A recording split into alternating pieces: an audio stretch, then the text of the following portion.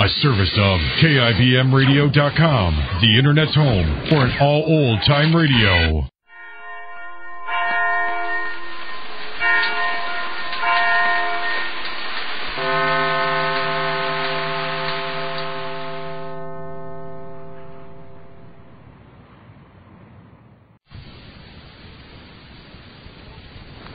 The Goldbergs, brought to you every weekday at this time by the makers of high-test Oxidol. First, though, important news. Tremendously important news for women suffering from wash-day sneeze. Now, you can have all the benefit of wonderfully sneeze-proof soap without paying any penalty whatsoever in wash-day performance or results. Today's Oxidol, amazingly sneeze-proof, amazingly free of sneezy soap dust. No soap of its type can beat it. But, and this is important, Oxidol is made to prevent sneezy soap dust without poisoning the soap, without slowing up speed of sudsing, and with no lessening of that famous white washing power and safety which made it the choice of millions of women. Remember that when you buy laundry soap again. Today's Oxidol is marvelously free of sneezy soap dust without the slightest loss in washing performance. So, if you get all the hay feverish and red-eyed from clouds of irritating soap dust, switch to high-test Oxidol now. It's unsurpassed for being sneeze-free, plus fast and safe, plus an amazing ability to get white things shades whiter. Why, we hear from women everywhere singing the praises of today's high-test Oxidol, not only from experienced housewives, but from a group of leading washing machine manufacturers, too. The makers of the new famous 1941 Apex Speedliner washer, for instance, far and away one of the largest and most important washer makers in the entire country. They're so impressed with Oxidol's performance, they're now officially recommending it for use in their Apex washers. You see, they've had proof that Oxidol washes clothes as much as 9 to 11 pentameter shades whiter than many other popular soaps. And on top of this magnificent whiteness, it's safe for washable colors. And naturally, they don't want their Apex customers to miss out on Oxidol. Yes, and washer owners, to see this marvelous Oxidol the famous Apex people are recommending at work, stop at your nearest Apex dealer today for a demonstration of it in the latest Apex Speedliner washers. No cost or obligation, no ma'am. And a thrilling preview of the brilliant performance Oxidol can give you every week. And now, the Goldbergs. The Goldbergs are settling down in South Carolina as the guests of the Allisons. Jake's old friend, Mr. Allison, and his daughter, Sylvia, have welcomed the Goldbergs into the bosom of the family into which Sammy is marrying. And there in the Carolina spring, in the quiet town, the Goldbergs should be very happy on this very happy occasion in all family life. However, there's one thing that makes Molly a little anxious, and that is that Sammy's out on the road on business for Mr. Allison and isn't expected home yet for days. Molly, of course, is very anxious to see Sammy after all these weeks of separation. And Molly would be terrified if she knew the truth.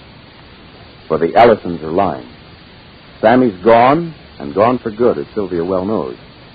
For Sammy discovered just how false, vicious, and hypocritical Sylvia is, and he left. But Mr. Allison believes what Sylvia told him, that Sammy would return. And so he consented to pretend to the Goldbergs that Sammy was away on business. But meanwhile, his conscience bothers him, and would bother him all the more if he knew that a call had come from Glastonbury for Molly, which Sylvia refused to accept.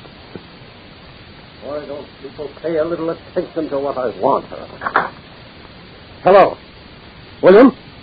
How many times do I have to tell you to see that my office is never without a box of bicarbonate? Well, I don't see it. All right. Who's downstairs in the store? Oh, the Goldbergs. Well, show them around. I'll be right down.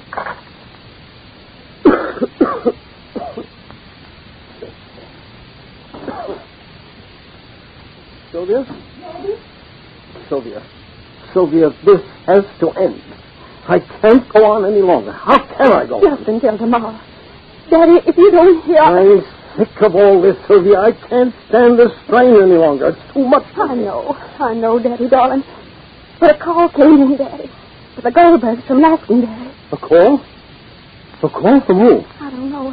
I didn't ask. Well, why didn't you? I don't know. The operator said it was a call from Molly Goldberg, and I got frightened and hung up. Maybe it's from Sammy. Maybe I don't know what to do. I didn't know what to do. Well, if you didn't know what to do, why didn't you ask me? Do you think I should call the operator? Oh, I don't know what you should call. I don't know what I can call. I can't think, Sylvia. This is too much. I can try. Then try. She said call operator 64. All right, then call operator 64 and don't ask me because I can't advise you anymore. This is going beyond me. I've involved myself too much.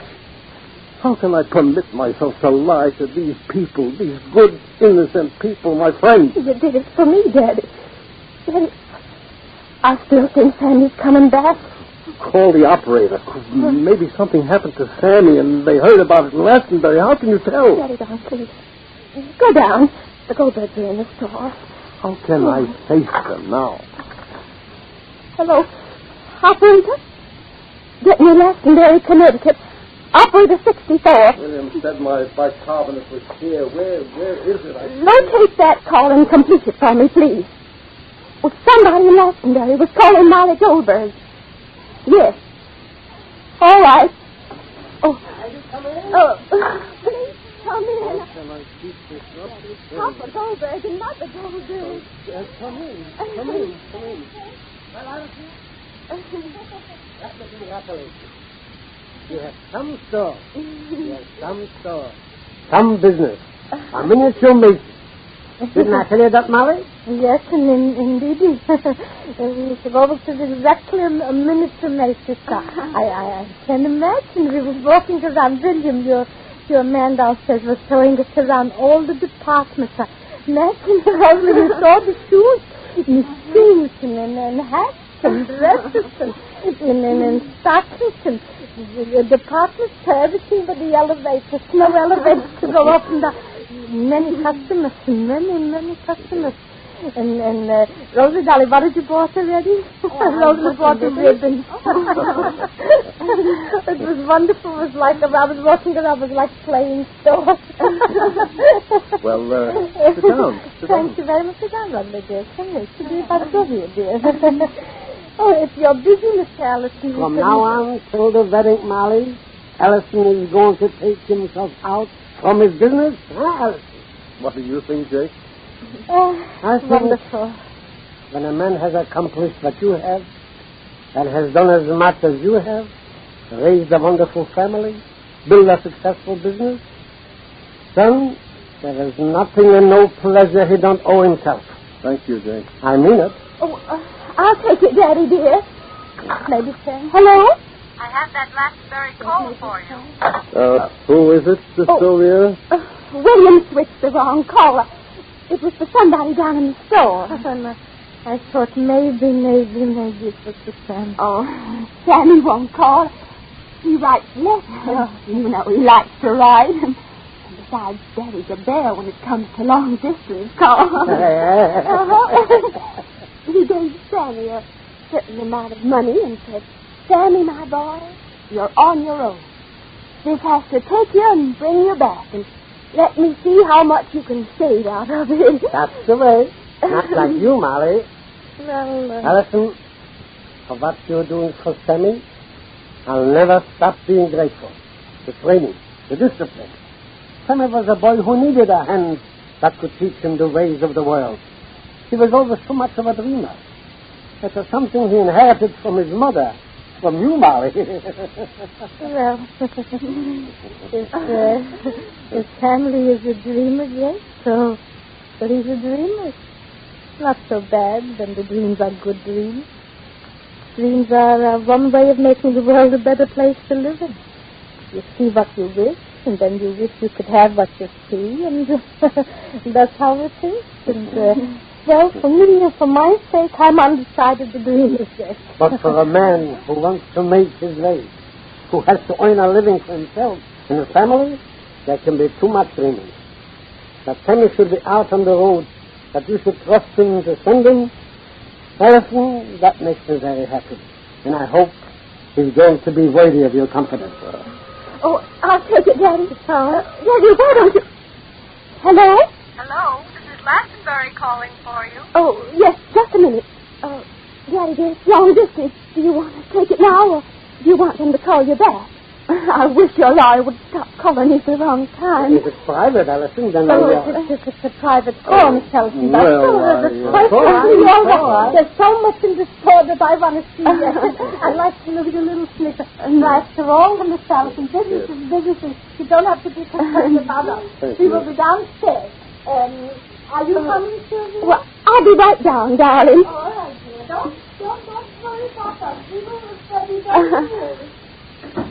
Sylvia, how can you lie this way? I can't stand it. Such lies. I can't stand it, I tell you. Hello? Hello? Who is this? Oh, this is Sylvia Allison.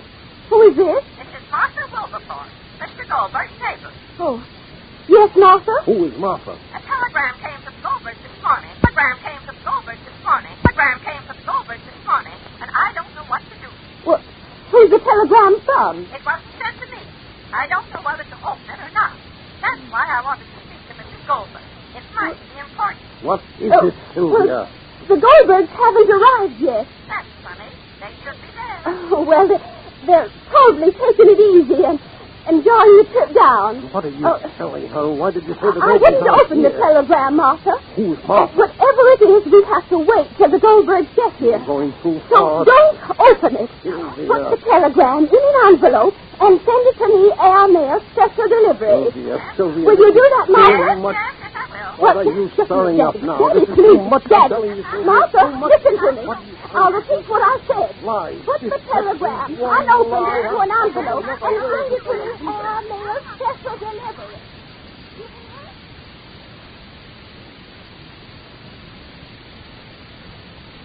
Here's the telegram from Sammy. And what does it say? How long can Sylvia keep the truth about Sammy's disappearance from Molly? And what does she hope to accomplish by it? Now, washer owners, something else you've noticed when you visit your nearest Apex washer dealers this week and watch Oxidol demonstrated in the famous new Apex C-liner washers. You'll notice how much suds you get with just a little Oxidol. Why, Oxidol gives up to 3 times the suds of many popular package soaps, cup for cup. Yes, up to 3 times the suds, and suds that stand up as much as 2 to 3 times longer. And remember, you see this marvelous Apex Oxidol demonstration absolutely without cost or obligation. It's simply a courtesy to you from your Apex dealer. A chance to find out firsthand what Oxidol can do for you every week. See how gloriously white it can get your whites in. Note how amazingly sneeze-free it is without any loss in washing performance. Be sure to listen to the next episode of The Goldbergs. Mr. Allison begins to crack under the strain, and Molly sees that something's wrong. This living story of those lovable Goldbergs is written for you by Gertrude Burke and brought to you by the makers of the new high-test Oxidol. And this is James Fleming saying goodbye till tomorrow.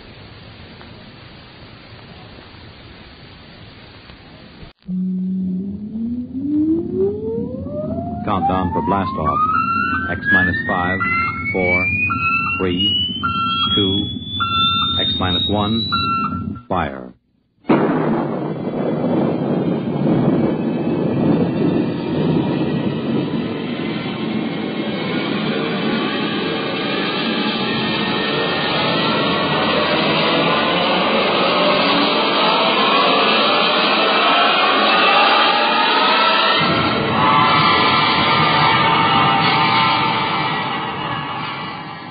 From the far horizons of the unknown come transcribed tales of new dimensions in time and space. These are stories of the future, adventures in which you'll live in 1,000,000 could-be years on 1,000 maybe worlds. The National Broadcasting Company, in cooperation with Street and Smith, publishers of astounding science fiction, presents X minus 1.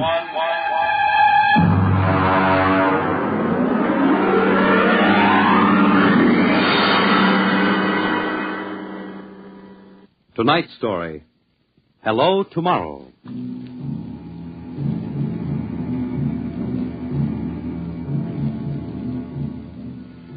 After the third atomic war, when the Earth was a mass of red radioactive dust, a handful of men and women went deep underground in the struggle for survival.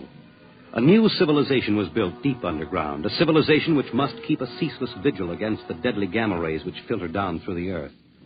A civilization where the prime consideration is the genetic survival of the race. It is to this civilization in the year of our Lord, 4195, that we take you now.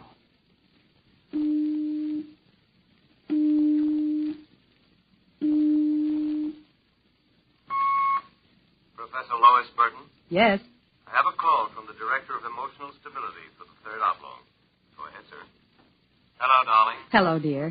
How is the Director of Emotional Stability? My, how impressive that sounds. Don't joke, dear. You never know who may be listening. Sorry. How are you? You sound tired. Well, we've had some bad cases. Mostly frantic mothers who insist on imparting their feelings to children. I suspect it's chromosomes affected by gamma ray leakage from the surface, but the head of the psychotechnic division says they're glandular cases. But that isn't why I called. I have good news. What is it? The genetic board has approved our application for marriage. So soon? Our chromosomes tested perfect. We can marry any time we want. As a geneticist, you should know that our offspring should be 90 percentile of perfection. I know. What's the matter? You are happy about it, aren't you? Of course. Terribly happy. I'm coming right over to the lab. You'll have to give me some time. What's the trouble? No trouble. You know that genetic survey I've been working on? What about it? Well, I've finally gotten permission to study an actual living case, a specimen of imperfect genetic transmission. Really? They're bringing him, or it, up from the condemned cages on the lower level. You will be careful. There's nothing to be afraid of. The specimen is XJ12. It's been studied before many times and is quite well trained. Oh, there's my door signal. I'll have to hang up, darling. See you later. Yes? Professor Burton? Yes. I'm from the Phylogenic Institute. Oh, you brought my specimen? May I come in? By all means.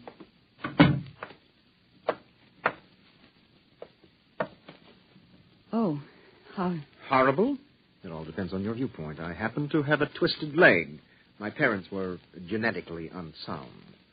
But then you... Yes, I am specimen XJ12. I see. I hope you aren't shocked.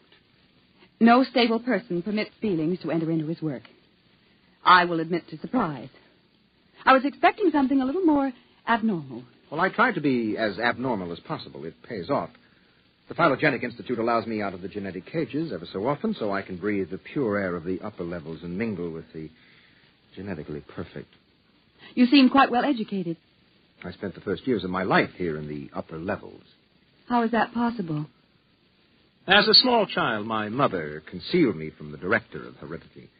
My mother actually, dreadful word, loved me.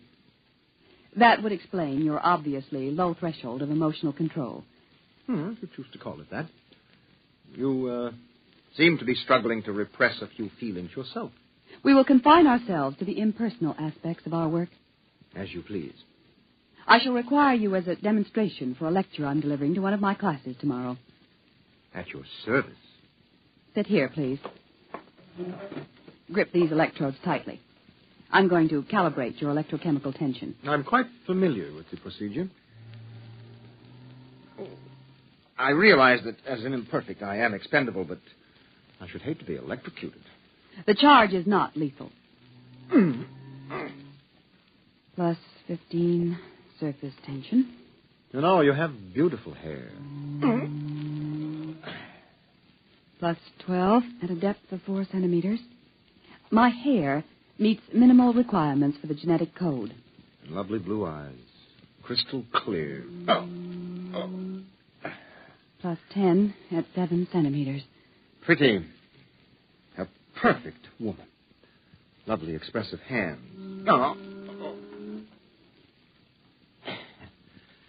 And a heart of stone. Like all the rest of you perfect survival types. Shut up. Oh, could it be you do have feelings? I seem to sense an air of emotional tension. It's nothing, dear. This is the specimen. You, specimen. Tell this dolt who I am, Lois. This is the Director of Emotional Stability for the Third Oblong. You will address him as Mr. Director. Mr. Director. This creature seems quite impertinent. He's only a specimen, darling. Well, use him and ship him back to the cages. He's probably radioactive.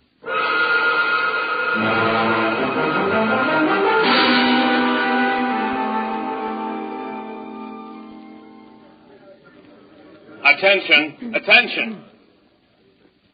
The next demonstration will be conducted by Professor Lois Burton of the Institute of Genetics. Her topic, the probability of radioactive damage in the chromosome heredity of imperfect non-survival types. Professor Burton. As you know, most imperfects are destroyed at birth. However, those who, for one reason or another, manage to survive are segregated in cages on a lower level for study purposes. The specimen we have today has been trained to tell in his own words about the factors in his upbringing. You will have to forgive his immature emotional control factor.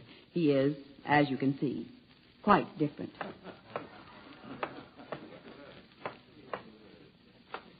Specimen XJ12.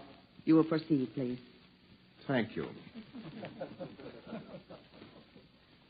My mother was a psychotechnician in the Fifth Oblong. My father was an historian specializing in the records of pre-atomic surface culture. In the earthquake of 2170, apparently some hard radiation filtered down through the tunnels and penetrated the Fifth Oblong. The effect on my hereditary factors is quite apparent in this twisted leg. My father taught me in the last days before he was executed that every human personality is born with certain inalienable natural rights. The rights to have feelings, the right to mature, and above all, the right to be different from every other living organism. Because it cannot be otherwise, I submit to you, distinguished students, that the attempt by this society to abridge these rights is a violation of nature. I submit that the imperfects, the mutants, those who are different, have as much right to exist and be free as you. And I say, break open the cages. Stop him! Give us back the right to be individuals. Stop him! Oh! Perhaps that will teach you. Professor Burton, take this specimen back to your laboratory and confine him.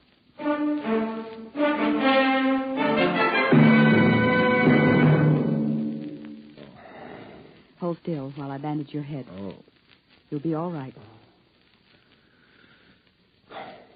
I suppose you detest me for getting you into trouble. I don't detest you. What? I don't know why, but as you spoke, something began to stir in me. Tell me what you feel. If I moved you, then I must have moved the others, some of them at least. For some reason, I took pride in what you were doing, seeing you stand up against them. Why do you look at me like that? I can't help it. I wish you wouldn't. You're only an imperfect, you know. Please. My name is Orrin. Please. Say it. Orrin. Orrin. Again. Orrin. Lois. Orrin. Lois. Lois.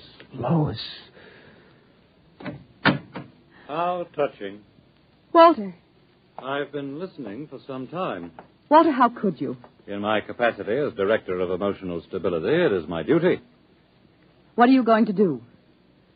Specimen XJ12 will be disposed of quite systematically by the state. For the good of the state, for the good of the genetic code, and in the name of emotional stability.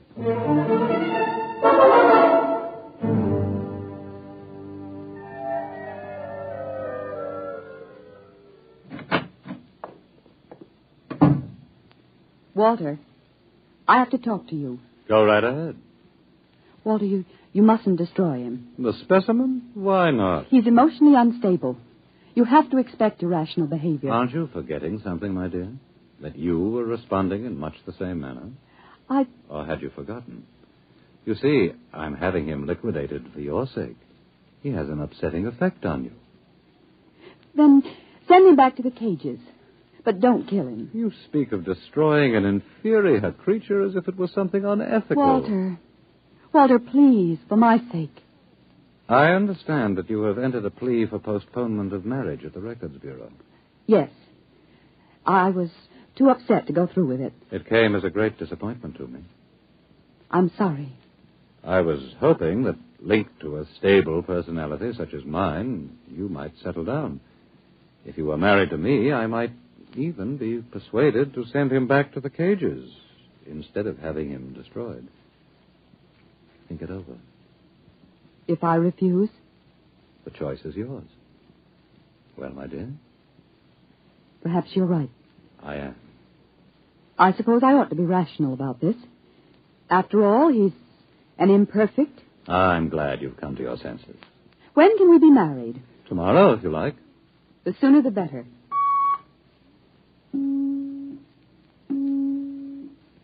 Let me talk to the custodian, please. Hello. This is the Director of Emotional Stability for the Third Oblong.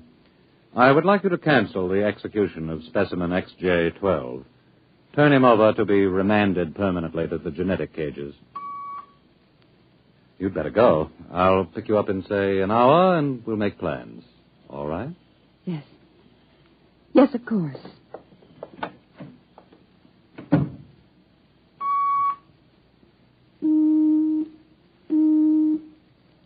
Hello. This is the Director of Emotional Stability again. I want you to cancel that last order. Proceed with the execution, but under conditions of absolute secrecy. No, don't use the lethal chamber. Take him through the upper level to the tunnels. Yes. Yes, I'll issue a pass for the radiation checkpoint.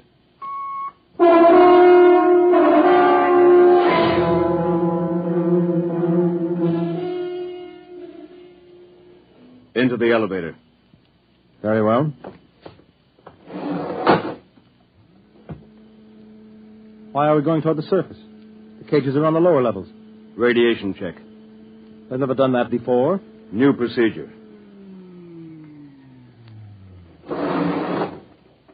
Walk. Halt. You can't go beyond this point. There is radioactivity in the tunnels. I have a pass from the Director of Emotional Stability for the Third Oblong. Special mission. I'll open the airlock. March inside.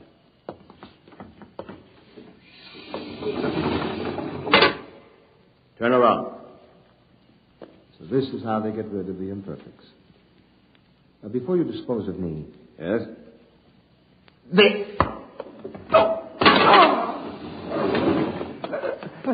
Help! Security! Security! What is it? What's happened? The prisoner struck me. He escaped into the tunnels. He won't last long. Can you go after him? I could send a robot, but it isn't worth the trouble. There's no way back from the tunnels except through here. The only other direction he can go is toward the surface. And the closer he gets, the hotter the radiation. No. I think you can consider your prisoner officially dead.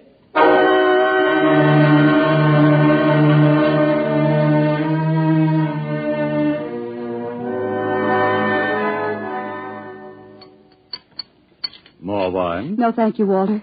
You look very beautiful, my dear. Very beautiful. Thank you. The wedding will be a small affair. The Director of Endocrine Control, the Chief of the Security Guard. Walter? Yes? Was he returned to the cages? Oh, now, why must you spoil it? Was he, Walter? Well, as a matter of fact, there was a little difficulty. Difficulty? Yes, you see, XJ12 escaped. How? Where? He struck a guard and ran off into the tunnels. The tunnels? But that's sure death. He's free to return any time he chooses. Now, don't become upset, darling. You planned it, didn't you, Walter? Stability, darling, stability. Stability. Here's what I think of stability.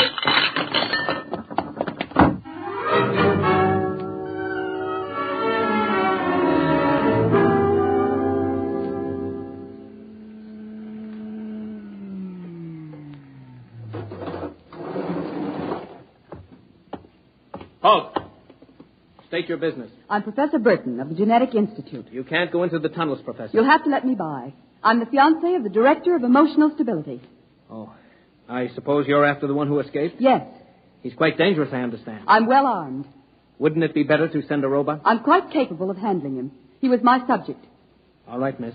It's your risk.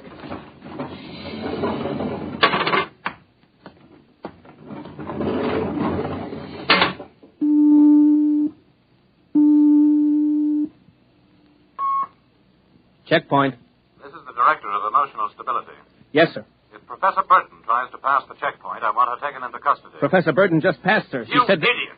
But, sir, she said that I she don't had... care what she said. Stop her. Send robots after her. Get her back. Yes, sir. At once, sir. Robot control. Checkpoint to robot control. Order out all televocal robots into the tunnels.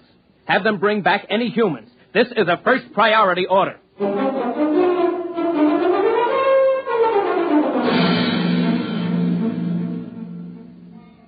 Oren! Oren! Oren! Oren! Oren! Oren! Oren, where are you? Oren. Hello? Oren! It's Lois. This way. Behind the rock. Over here. Oh, darling, darling. Lois. Lois, why did you come here? It's suicide. I had to. Oh, darling, are you all right? So far. You've got to turn back. Give yourself up. They'll kill You me. can't stay here. The radiation is +4 at this point. It gets worse as you approach the surface. Lois, darling, go back. What will you do? I'm going ahead. But you can. I can. I'm going to the surface. It's certain death. Not even the robots can survive it. Well, at least I'll be the first human in 1,100 years to see what the surface of the Earth looks like. Come back with me. No, Lois. Then I'm going with you. Lois. Don't try to stop me, darling. There's nothing to go back to now. Nothing but Walter and emotional stability. You really want to come with me? Yes. You know what it means. I don't care. My mother used to believe there was a life after death. A place called heaven. We'll believe it, too. Oh, no, Lois, I can't let you go. Oren, I love you. See, I know how to say it now. Say it again. Oren, I love you. What is that? It sounds like... Oren, it's a robot patrol. They're looking for us. All right, come on. This way.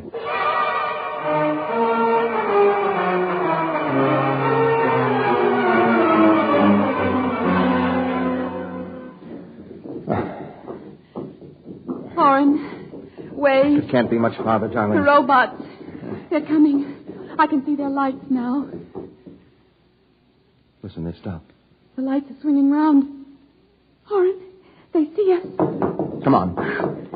Look, Lois, look ahead. You can see the lights reflecting from something. It looks like a lead door. Come on through. There must be some way to close it. Oh, yes, here. Let me help.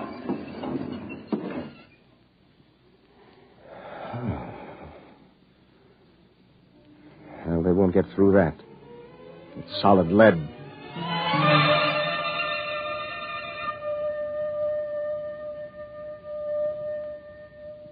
Oren, I feel so strange.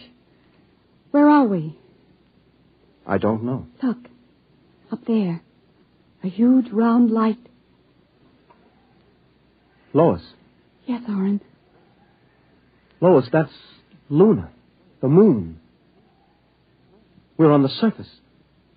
How strange and red everything looks. How it glows. It's the radioactivity. Quiet and peaceful. And deadly. Oh, hush, darling, hush. Sit here and rest a while. Put your arm around me. Yes. Oren, I'm afraid. Oren, we're going to die. Don't think about that. Just think about us. Alone. The first humans to stand on the surface of Earth in 1,100 years. That door must have been placed there by the last handful of survivors who went underground after the atomic wars. And those other lights, the small ones, they must be stars. Oren, I'm so tired.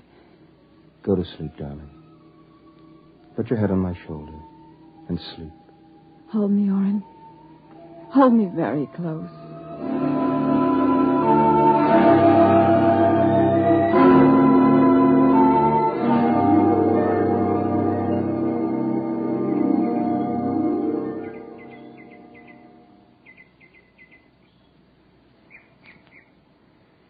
Oren. Hmm? Oren, wake up. Hmm? What? Look, it's light. The whole universe is light. Oh, Oren, how beautiful. Look. This must be the heaven my mother talked about. See the plants? All green and fresh. And the birds. How strange they look. Lois, this isn't heaven. But we must be dead, Oren. We should be dead. The radiation. By all the laws of nature, yes. By yet... all the laws of nature. Orin. Orin, we're not dead. This is Earth. And we're alive. We're not going to die. What law is the radiation? It's present. You can see its effect. Orin, did you ever hear of geotropism? I'm not a geneticist. There is a natural law of adaptation by which an organism will try to adjust itself to its environment by changing. It's called geotropism, don't you see? No. All these generations we've been bombarded by radiation filtering down through the Earth. Each successive generation must have inherited some degree of immunity. But... Orin, it can't hurt us. Don't you see? We're immune. We're probably the first generation to inherit sufficient immunity. But, darling, if that's true, then we can transmit that immunity. We can pass it along to our children. And they to their children. Come on. We'll have to find food and water. The practical life. Wait a minute. What are you doing with that rock? I want to scratch something on the outside of this lead door. Lois and Orin. 4195 A.D. Hello, tomorrow.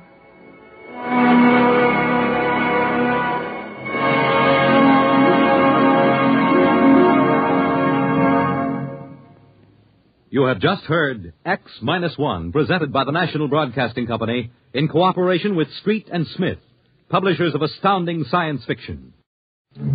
Your announcer, Fred Collins. X-1 was an NBC Radio Network production.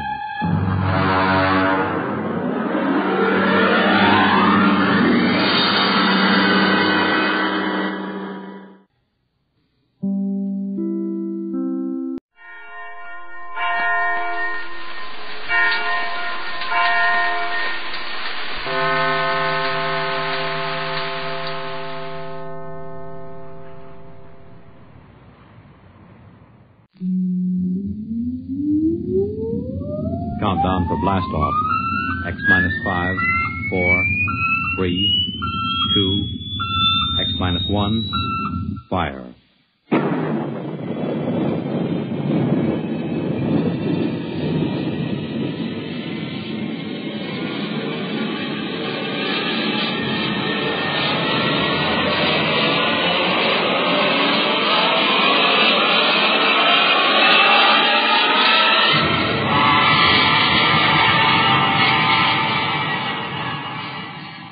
From the far horizons of the unknown come transcribed tales of new dimensions in time and space.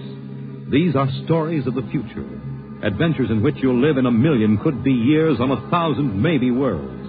The National Broadcasting Company, in cooperation with Street and Smith, publishers of astounding science fiction, presents X-1.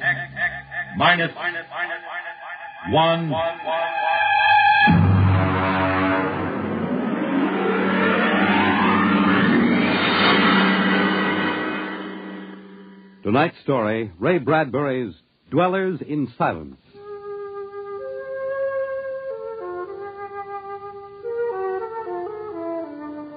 "20 years had passed. 20 years since the last of the giant migration ships had crashed to the surface of Mars, bearing its pitiful handful of survivors of the Earth Wars. 20 years of longing, of turning eyes toward the green Earth as it hung on the horizon like a beckoning light. And now it was done. And the first new ship, built of shining Martian chromaton, had lifted bravely toward home with 3 men locked in its metal belly. There it is. You can barely see the top of the Atomic Trades building in the twilight. A never-finished building. Captain. What is it? Am I going out of my mind? Look, out that way, to the west. Could that be... Heaven, it is. Those are lights. Turn the ship. Full cruising speed. They are lights. Captain, it's a city, a whole blasted city lit up like a Christmas tree. What do you think of your dead planet now, Williams? Decelerate to -5. We're going to take her down.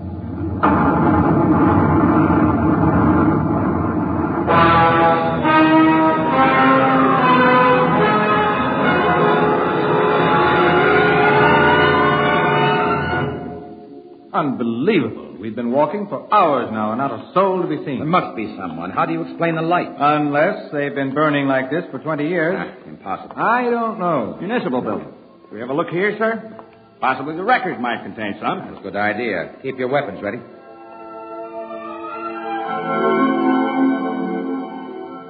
We'll start right here with the city clerk's office. Better check radiation again, Doctor. Well, not enough to do any damage. Gives you the creeps, doesn't it? Look at this desk. Papers crumpled, inkstand, just as if somebody came in and worked here every day. Dog licenses, hunting permits. That's strange. There's ink in that inkstand. Well, what of it? Well, you'd think standing open for 20 years it would have dried up. Good heavens. If I hadn't heard it with my own ears. Evans, did that phone ring? Yes. Well? Pick it up, Doctor. Hello? Good day, Doctor. How are you? I called to ask some advice about a trepanning problem. Can you tell me if the lateral cut should be made first? Hello. Hello. This is absolutely insane. Hello. Thank you, Doctor. I'll do that. By the way, how is your wife, Alice? And the girls? And your son, John? Fine boy, John. I'll call again tomorrow. Goodbye, Doctor. Hello. Hello. Huh. Gone dead. Who was it? I don't know. Strange voice carried on a conversation about some surgical operation without paying the slightest attention to anything I said. Captain. What is it? Listen. Someone is coming, walking slowly toward the corridor. Coming closer. Jumping Jupiter. It's a man. An old man. Are you... Is it really someone? You seem to be real. I saw the ship come down, and I thought perhaps I was losing my mind. It's been so many years. I'm Captain John Parsons. These are my assistants, Dr. Evans and Mr. Williams. We returned to Earth from Mars. Then it's happened. We're not alone anymore. Forgive me, gentlemen, if I seem moved. I've waited and hoped for so long. You survived the radiation. We did. There are others. My family. We are the only ones. I answered the phone a moment ago. Who was it? You heard my voice, Doctor. Yours? Yes. To break the loneliness. I've recorded my voice and rigged up an automatic telephone. It's pleasant to hear the phone ring. I come here to work. I take it you are a medical man. My name is Cornelius Hathaway. Hathaway? Hathaway, the brain surgeon? You know my name? Who doesn't? I watched you on television at college. Why, I saw you 23 years ago. You performed a difficult surgery for a cerebral tumor. Thank you. I'd almost forgotten. My mind, you see, I'm almost 80 now. Well, you look fine, sir. We've had the best of everything. An entire city to choose from. Cold storage, the best equipment. But come. There's a fine dinner waiting for you, and you'll want to meet my family. When I saw the ship come down, I told Alice, my wife, you know, to prepare a feast. This is a great day for me, gentlemen. A great, great day.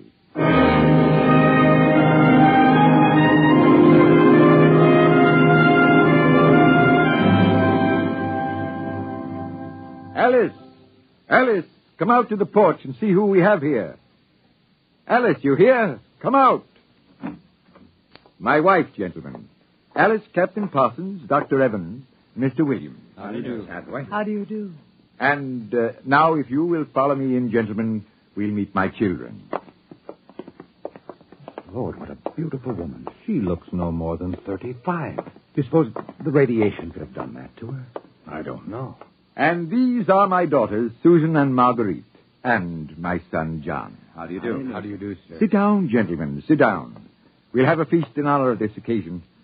Susan, Marguerite, get the best silverware and the damask napkins. And John, fetch the champagne. Yes, Father. Excuse me a moment, John. Sir?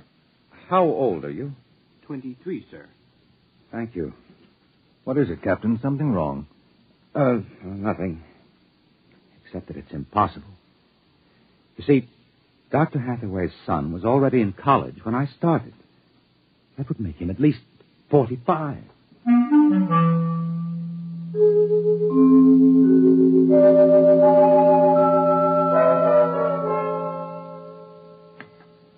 That was a wonderful meal, Mrs. Hathaway.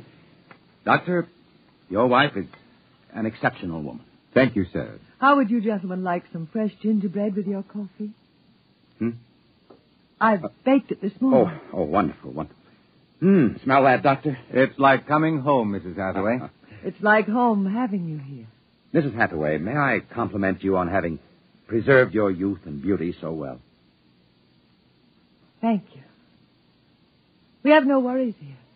No competition. All the things we need for material comfort. Parsons and I were wondering, Dr. Hathaway, if the radioactivity had any effect in preserving tissue. Your children all look so young, too. It is possible, gentlemen, of course. Radiation does strange things to living tissue. Alice, could we have some champagne? Alice. Oh, I'm sorry. What, John? Some champagne, please. Champagne? Oh, yes, of course. An amazing woman. Did you ever see such grace, such complete relaxation? It doesn't seem quite natural. I beg your pardon, gentlemen? Captain Parsons was just about to ask how you and your family managed to escape, Dr. Hathaway. We were very fortunate. You see, my home was in the Sierra Mountains at the time. I had a lead-lined laboratory in the basement where I did X-ray research. My hobby, you know. I chose this house because it was on a hill where I could watch the sky. Oh, the loneliness of those first years. But at least you had your wife and children. Yes, I had my family. If it were not for them, gentlemen, I assure you I would long ago have put a bullet in my head. Champagne, Captain? Oh, thank you, Mrs. Hathaway. May I propose a toast? Oh, let me. Gentlemen, to Earth. To Earth? Earth. May she never be stranger to man. And... Hathaway, what is it? You all right? It's nothing. It's nothing, really. Just a rather sharp pain in the chest. Why don't you gentlemen go out on the porch and enjoy the air? You've had a long and tiring journey. Alice, we'll show you the way. Will you be all right, John? Yes, don't trouble yourself. I'll see you all in the morning. Good night, Doctor. Good night. Come, John. Yes, Father.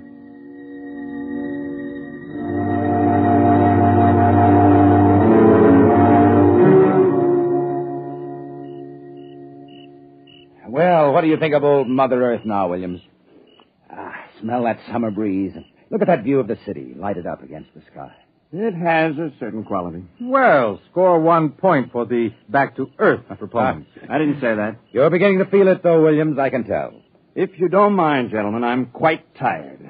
I think I'll turn in. Excuse me? Well, Captain? Well, what? What do you make of all this? I don't know what you mean. This Hathaway and his family. There's something strange and unnatural going on here. I can sense it. Oh, I think you're reading things into it, Doctor. Perhaps. Well, I'll turn in, too. Coming? In a moment. I want to smoke a cigarette.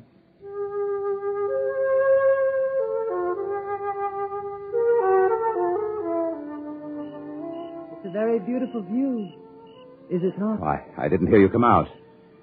How is he? Resting. I've never seen him this bad. Yes, he's an old man. I'm sorry, but the difference in your ages is so apparent. You must have been married very young. You don't know about us, then? No. Perhaps it is better that way. I don't follow you.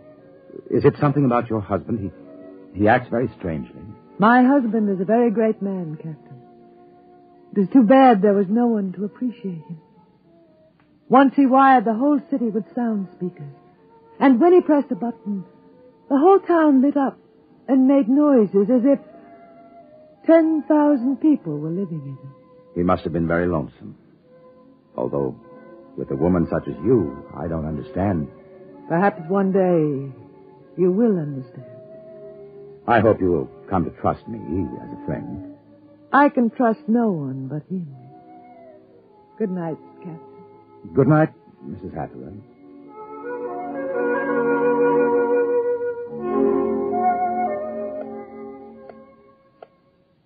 Captain. Captain Parsons. What are you? Who's there?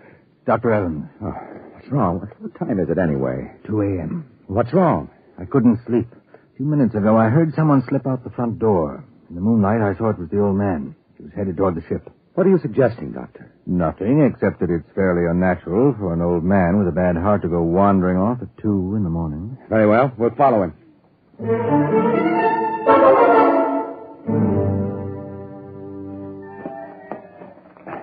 This is far enough. What do you suppose he's doing? What are those on the ground? Good Lord, those are grave markers. 4 of them. You're right. He seems to be praying over them. Listen. Do you forgive me for what I had done? I had to do it. I was so lonely. So terribly lonely. You don't mind too much? You do forgive me, don't you? Yes. Yes, I feel you do. I'm glad. I think perhaps I can rest now. I think He's having another attack. Come on. Hathaway. Dr. Hathaway, can you hear me? Raise his head, Evans. Dr. Hathaway. His lips are moving. What is it, Doctor? Closer.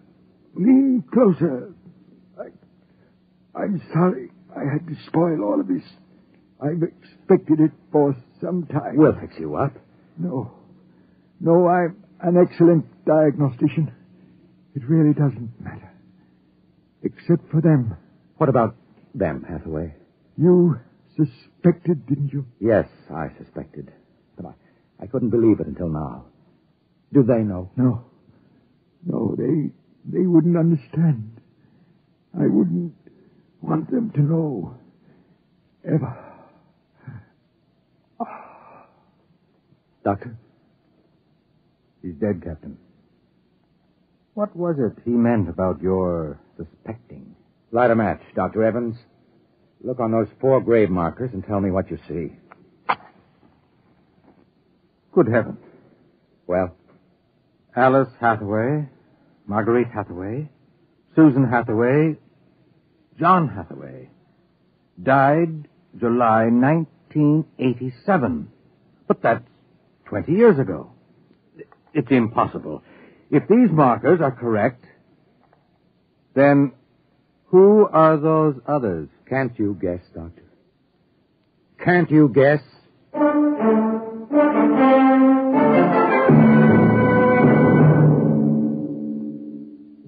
I'm sorry, Mrs. Hathaway.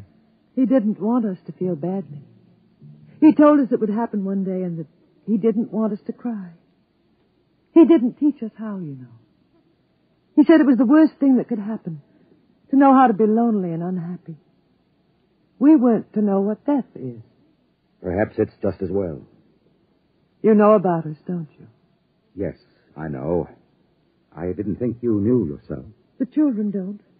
I have been aware for a long while. No one would have guessed. You're so perfect. He would have liked to hear you say that. He was so very proud of us. After a while, he came to love us, and at the end he took us as his real wife and children. He even forgot sometimes that he had made us. You gave him a great deal of comfort. Yes. Over the years we sat and talked. He loved so much to talk. I was first, you know. Then he became lonesome for the children, and so he made them. There was only one thing. One flaw. And that? He couldn't make us grow old. And so he had to watch himself become an old, old man while we stayed young. It was a great blow to him. We'll bury him on the hillside where the other 4 crosses are. I think he would like that. Yes, he would. Mrs. Hathaway, Alice, I think that you are a very great and wonderful woman.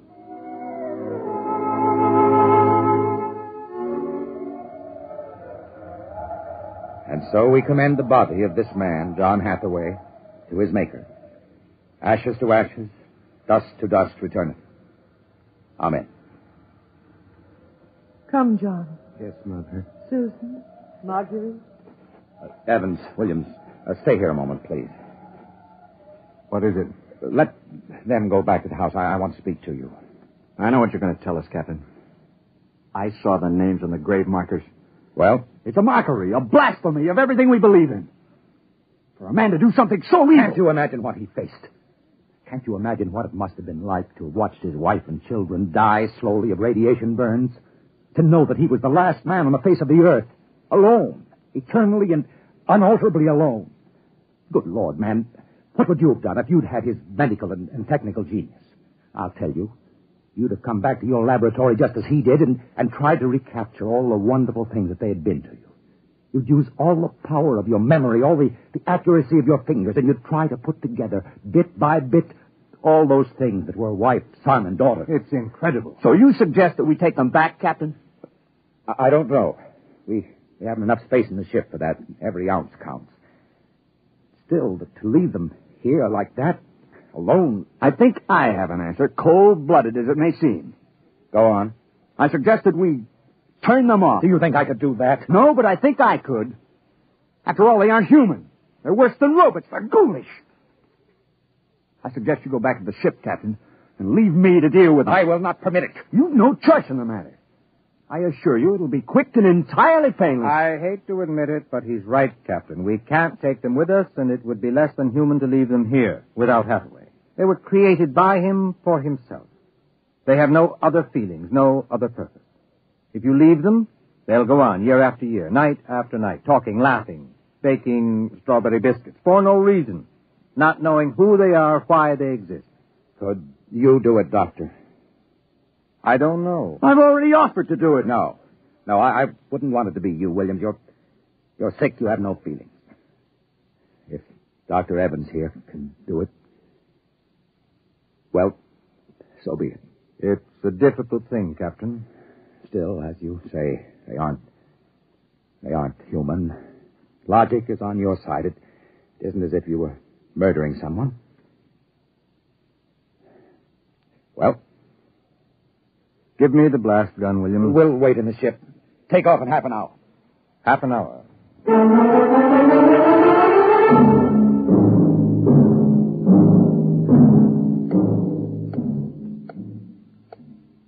$6.25. He should be back soon. Yes. He's doing the only humane thing, Captain. They're less than human. Are they? Well, it's done now. No one will ever... That's the airlock. He's back.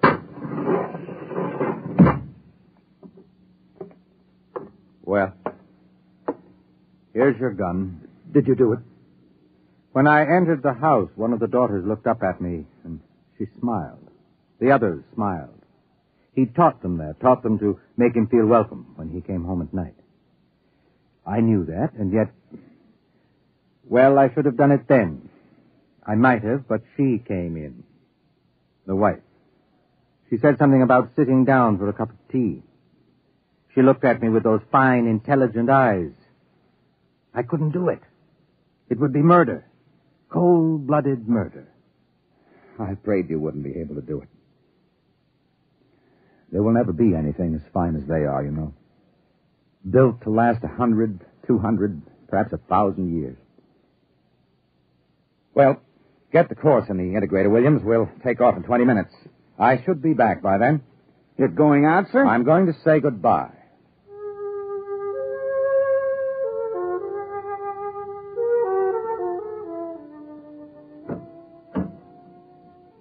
You've come back. Only to say goodbye. It was nice of you. I wanted you to know that I'm coming back. Here? To us? Here. To you. I believe you. I never meant anything more. When will you come? I don't know. It'll take many years to prepare fuel for another trip. 6, 7, perhaps 10 years. I will watch the sky at night, just as he watched it. I'm not a young man. Time is nothing to me. I was born out of time. I'm afraid I must go now. I understand. Strange. I have a new feeling. One which he didn't teach us. A feeling of longing, of sadness. That one is not taught. It comes of being alive. Yes, I am alive. Even though he created me, I'm a person now. Goodbye, Alice Hathaway. Goodbye, John Parsons.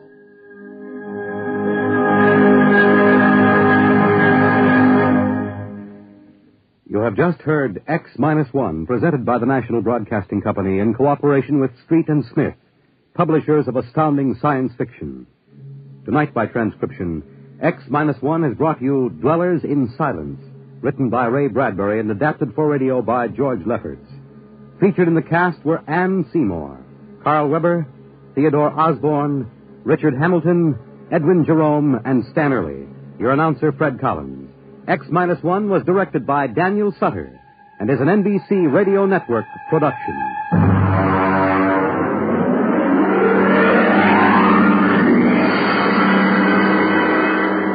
Don't forget, next week, X-1 will be heard on Wednesday at 8 p.m. Eastern Standard Time.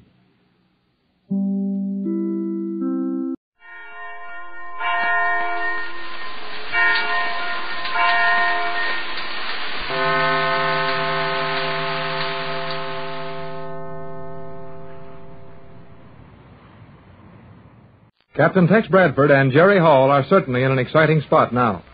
Two of the Euclidean scientists, Cheops, the master builder, and Thales, the chief electrician of the underwater city, have taken Jerry and Tex for a test run in one of the rocket-propelled airships of the Euclideans.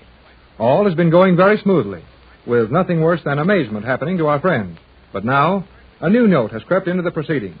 There is a disturbance on the radiograph. Someone is on their course. The beam signal from Euclidia is not interrupted. Therefore, another aircraft of some type must be in the air, ahead of them and above them. But that's impossible. Their delicate instruments don't register the presence of any other plane. Let's see what the scientists can do about this. Oh, gee, what are you going to do about it? There seems little to do at the moment. But if someone is on this course, isn't there danger of our running into them? There is the pleasant possibility of our doing that. Pleasant possibility? Running into another airship 40,000 feet in the air and going 800 miles an hour? Captain Bradford. Yes? Is there any type of aircraft in your world which might be cruising at an altitude of 40,000 feet over this location in the South Pacific Ocean? Not a chance. We will continue to climb steadily. Don't forget Chief 47's orders. He said not to go over 50,000 feet and not to get more than 100 miles from the position of Euclidia. We do not require your assistance, Hall. The orders were clear to us. Jerry was only thinking about making G-47 angry. He's bad enough at any time. Silence. The radio beam is fading out. It's going now. What does that mean? I am not sure. Oh, boy. Did you hear that, Tex? There's something that one of these Euclideans is not sure about. This is indeed most unusual. Well, do we just sit here and comment on it while we race along towards danger at 1,000 miles an hour? You will be so good as to remember that our course lies in a circle over the undersea city of Euclidia. If this obstacle remains on our course, it can mean but one thing. Another aircraft of some strange type is also on the same course, describing the same circle. You mean somebody's chasing us? Oh, we're chasing them? Something of that nature. Thales, you will conserve your power. Prepare to stabilize this plane with the helium escape valves and check our position. Right? Seems to be something going on here, Jerry. It sure looks like it. Every instrument on board this plane is distorted. Your proof? Look downward. Yeah. Look, Tex. There's the ocean. Sure is, Jerry. We're only a few thousand feet above it. I cannot understand this. Well, how do we get home? I will attempt to communicate with Euclidia. Straighter plane X1 to Euclidia. Requesting bearings. Straighter plane X1 to Euclidia. Check our beam and give us our position. Oh, boy. We're lost. We are. Very definitely lost. Our instruments have all failed. Our altimeter shows 43,000 feet. We are actually about 4,300 feet above the water. Well, this seems like a good time for a little simple navigation with the sun. That would be the answer indeed, if it were not for the fact that we have no idea as to where Euclidia lies in relation to our present position. But we can't be over 100 miles from it. We should not be over 100 miles from Euclidia. We may be near 500. Oh, I see what you're getting at. If our instruments are all wrong, we may not have been describing a circle at all. Oh, but Tex, we only have fuel enough for 500 miles. If we're going 400 miles in a straight line, how do we get home? Looks like we may have to walk. That will hardly be necessary, but we would have to ask for aid from the city. Huh. I'll bet G-47 would like that. G-47 would find a number of ways to make life most unpleasant for us if such were the case. Yes, and he's good at that. Commander S1, waiting your report. You will proceed, Thales? Gee, the girl commander Silence. in Euclidia. You will make the report, Thales. Straighter plane reporting to Commander S1. All instruments paralyzed. Request check beam and give our position. Your beam is being checked. Your course is number 1 west from Euclidia. Due west of Euclidia. We have fuel for 100 miles. What power are you using on your voice transmitter? 25 watts. Your graph is being calibrated. Here is the result. Your command lies approximately 125 miles from Euclidia. What are G47's instructions? You will proceed at full speed toward Euclidia. Maintain your present altitude. Report when fuel exhausted. When you complete that report, you will descend and submerge at once. Aid will be dispatched at this time. Lay your course due east. That is all. One moment, Commander. We have no compass. Everything on the control panel is useless. If you do not know how to navigate a true course in broad daylight with the sun shining brightly, perhaps Captain Bradford will assist you. That is all. Oh, boy. Did that girl commander tell you that time? Careful, Jerry. You will learn to hold your tongue, young man. Cheops, full speed forward. Due east. Run to the exhaustion of our fuel. Full speed. Due east. Very well. I'll be glad to help you navigate if you want me to, Thales. I could easily request a radio beam from Euclidia if it were necessary. Well, if you can't tell which direction is east, I'd say it was kind of necessary right now. Silence. Sorry. Our course is now due east. We are accelerating rapidly. Very well. Continue so. What happens when we run out of fuel? We will take advantage of our altitude to progress as far as possible along our course, then settle to the surface and submerge. Yeah, and wait there for G47 to come out and give us plenty of trouble. I think G47 will have other things to think about. That girl submarine commander will require his attention for her impertinence to me. G47 may not look at it that way. We have found that girl commander most intelligent. You have also found her most helpful on occasion, have you not? What? Gee, do you suppose G47 suspects? Watch it, Jerry. Oh, yeah. Oh, sorry. Yes, my foolish young man. G47 not only suspects, he knows. Knows what? That the girl in question, the finest and most trusted submarine commander in our colony, deliberately aided your party in your 2 escapes from the island. You mean G47 Hey, Tex, don't let these fellows kid you. That girl didn't help us a bit. That's just imagination. Yes? Yes, there's a mistake somewhere. There is indeed, but that mistake will be rectified upon our return to Euclidia. But don't you do anything to get that girl in bed. She's a friend of ours. Just as I thought. Oh, gee, I'm sorry, Tex. Never mind, Jerry. I don't think we could tell these men anything they don't know already. That is your most intelligent observation to date, Captain. Well, I suggest you stop worrying us and give your attention to getting this crippled ship home. While you are making suggestions, you might offer one as to the cause of this condition. You are here at the request of G47, who, for some reason, believed you might prove valuable in such a predicament as this. If you want my advice, you can have it. We will listen. Well, in the first place, are these ships comparatively new? By that I mean, how many long cruises have you made in them under various conditions? These planes have been out rarely. There is no necessity of running exhaustive tests on anything of Euclidean invention. Our machines are perfect. Yeah. Like the way this ship is acting today. This was unavoidable. Nothing is unavoidable. G47 is the author of that remark. I think you'll find that your tempered copper is much too fine a conductor to be highly successful as a material used throughout this ship. Instruments will all react to magnetism under certain conditions, and even the cases containing these instruments are of copper. That will substantiate a claim I made at the time Thales insisted that my tempered copper was the material for this work. I disagreed with him. The copper has nothing to do with this condition. Related to it in no possible... Oh, yes. That could be... Those fins... They are copper with a steel core. And nearly anything wrapped around a steel core would make a fine magnet in a ship full of electricity. Well, I'll bet that's it. The instruments were all right when we were on the water, and those wings were folded back into the sides of the ship. If that were the case, how do you account for the fact that numerous trips have been made in ships such as this one, and the instruments worked perfectly? Well, I can't explain that yet, but give me time to take one of these things to pieces when we get back to Euclidia, and I'll find out what the weak points are. Commander S1 to rocket plane. S1 calling Thales in straighter plane. Silence. Thales to Commander S1. Ready. You will continue to transmit continuously. Your graph will be run and your position corrected. Position is correct as last given. On course 1 east to Euclidia. You are not on course 1 east. Directional prism reflectors fail to locate you. Continue transmitting. Very well. We are proceeding at full speed along a course believed to be due east to Euclidia. Altitude about 4,000 feet. Fuel for approximately 50 miles. Is there any further information I can give you? You may cease transmission. Your graph has been calibrated. You are 7 degrees off your course. Impossible. You are 7 degrees north of your course. You will make this correction immediately. Very well. Proceed along course. Notify me immediately when fuel exhausted. I am leaving at once. That is all. Hey, that girl is coming out after us with her submarine. Obviously so. This is getting to be a habit. It'll make the third time she's dragged us to the island. It will be a comparatively simple task on this occasion. We should reach the surface of the water within 25 miles of Euclidia.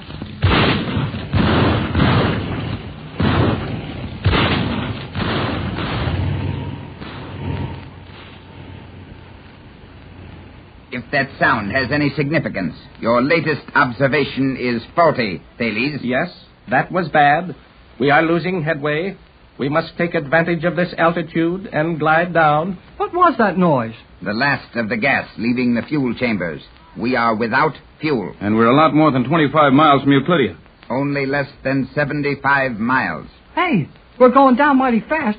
How can you land this thing without power? Right, Jerry. We haven't enough wing surface for a glide. This thing's dropping like a bullet. I will now compensate for that.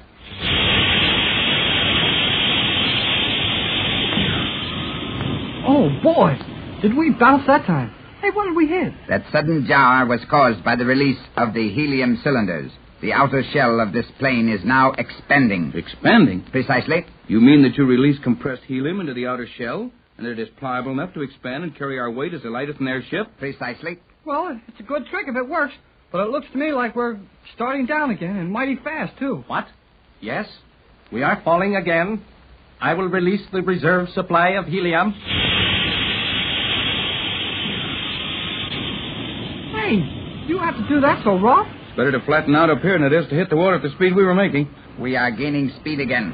We are not being supported. Yes, something vital has failed. You mean we're falling? You can't stop us? Steady, Jerry. What's to be done, Thales? I have exhausted every means at my command. How about you, Cheops? There is nothing more to be done. What will be our speed when we hit that water? The least we may hope for is a speed of 75 miles an hour. 75 miles an hour? But, hey, we can't land that fast. We're going pretty near straight down. Well, that's going to smash the ship to pieces. Afraid it will, Jerry. This is once the Euclidean perfection has failed, and failed plenty.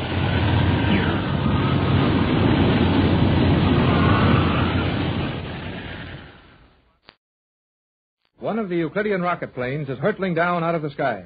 With Captain Bradford and Jerry Hall on board, two of the Euclidean scientists, Cheops and Thales, have made a test run in a rocket plane. Some flaw in the instruments has caused them to run beyond their fuel limits. And in trying to return to Euclidia, the fuel supply has failed them completely. They are within 75 miles of the underwater city, and help from Euclidia will reach them quickly. But all of this may do them very little good. The plane is diving for the water at a speed of over 50 miles an hour, and the helium gas supply, which was to have inflated the shell of the strange craft and allow them to settle gently to the sea, has proven inadequate. Only 1,000 feet separates the falling plane from the water. We're going to hit. I can do nothing. Here, give me the controls. What can you do? Give me the controls. Everybody keep quiet and hang on. What are you going to do, Tex? I'm not sure, kid, but I think I can do it. Now, hang on.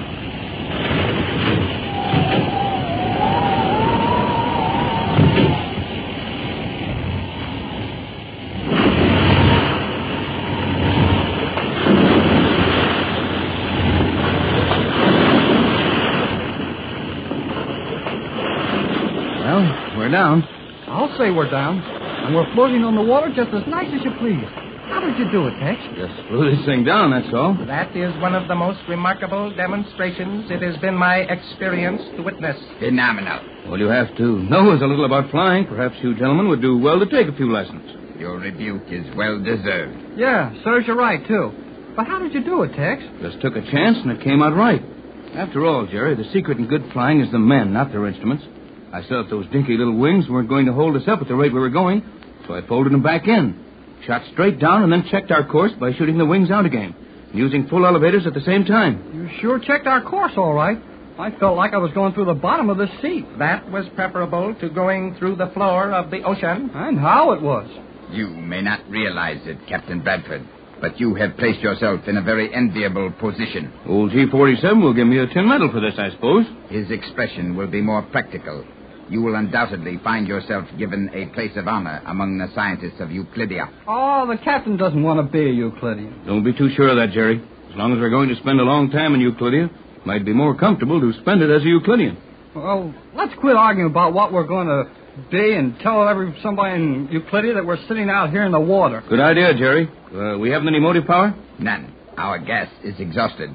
I will report. Cheops to Euclidia. Straighter plane to central control. Waiting. Gee, it's going to be nice if they've forgotten all about us out here. That is impossible. Yeah? Well, you said it was impossible for this plane to go wrong, too. But it sure did just the same. I think they're waiting for a signal from us. They are slow in answering. I will continue asking for a signal. Cheops to Euclidean control station. Cheops calling central control station. Straighter plane is down. Helpless on water. Answer at once. Cheops.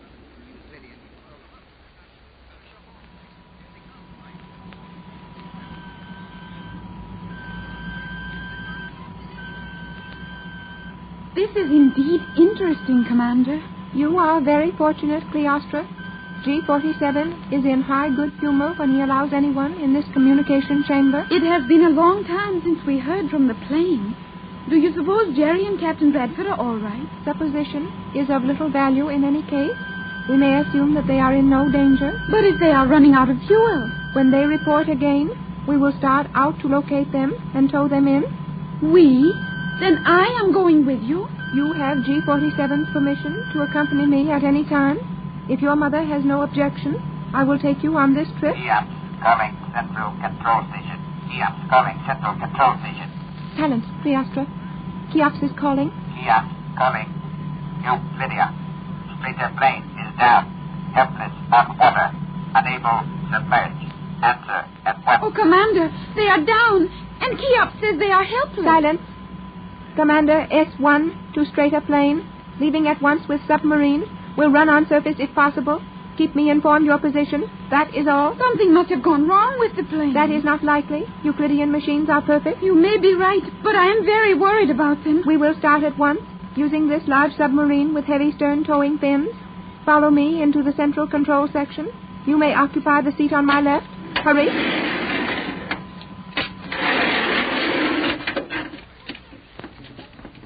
We will use the lock which admits us to the water at this depth. The pressure will aid in getting maximum speed quickly. Commander, what is that frightful noise? We are sliding down the ramp into the lock. The submarine is being propelled by magnets beneath the floor of the ramp. This is one of the regular submarines, is it not, Commander? Yes. Another straighter plane would save little time on such a short run and would be almost useless for towing the other vessel.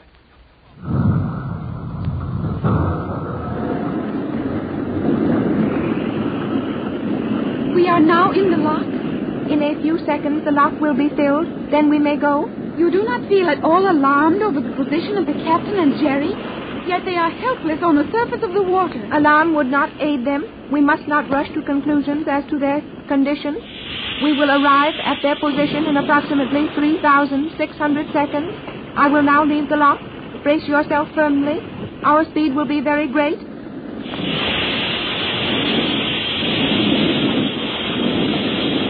We are rising at a terrifying rate. The 400 feet to the surface should take us not more than 15 seconds. What will happen when we burst out of the water at this speed? We will not burst out, as you term it. I shall now level off gradually. Oh, Commander, we are out of the water. We are on the surface and running smoothly. Precisely. That should not surprise you.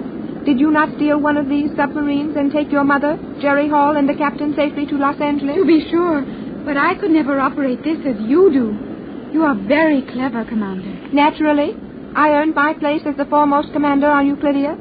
Now we will continue on this course. That plane will be drifting slightly, and Cheops was very indefinite as to their exact position. But I think we may safely run full speed ahead for some time. What is our speed now? You may observe the instrument. Thank you. Oh, 75 miles per hour. This is the maximum speed of this vessel, is it not? It is, and a speed that is not advisable except in an emergency. Oh, I am so worried about the captain and Jerry. You are very fond of that silly young man, are you not? I am, and he is not silly. Very well. I wish to tell you something, Joan. Joan? Why, Commander, you called me Joan. Precisely. You prefer that to Cleostra, do you not? Why, yes. Of course I do, but you... Do not interrupt me. We have only a short time, and I have much to tell you. I will be happy to listen. G47 knows that I assisted you in your 2 attempts to escape from the island. He knows. Positively? But if he knows that, he will punish you terribly. My punishment has been prescribed.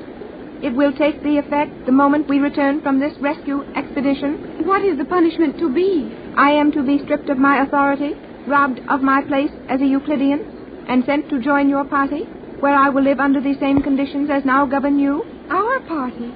You mean that you will be considered as we are? Virtually prisoners? Potential enemies of Euclidia? Precisely. I will have quarters adjoining yours. From this time forth, my lot is cast with yours. Why, Commander, that is wonderful. Wonderful? Why, of course, is it not? I am not sure. Oh, but it will be wonderful.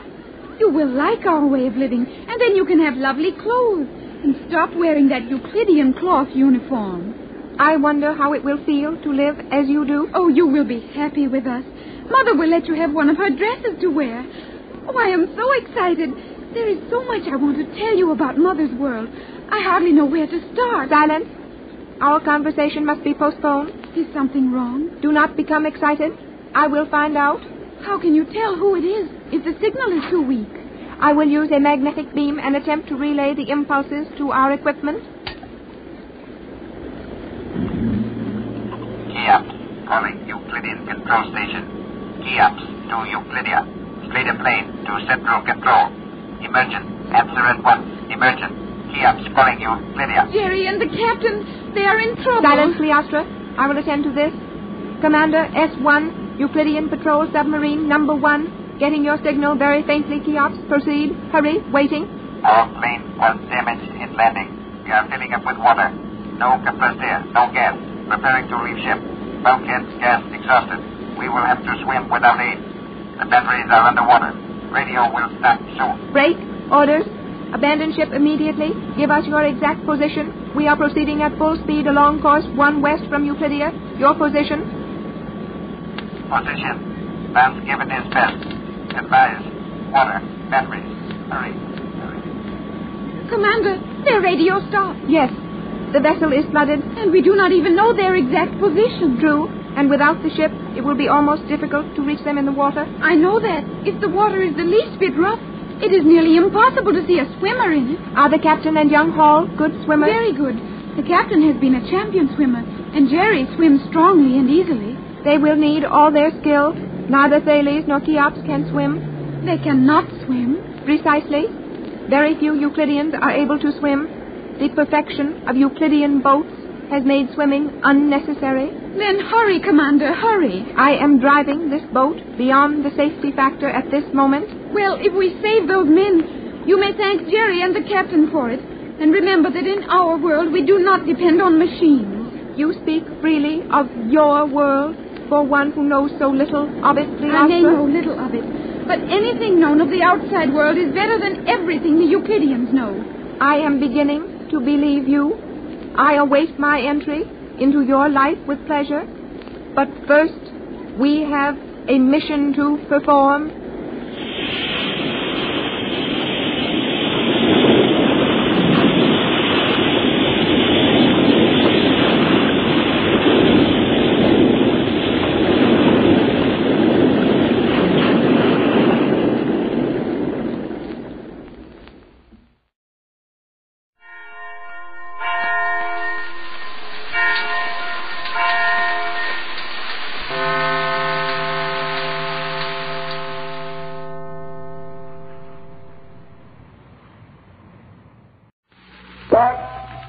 Rogers in the 25th century.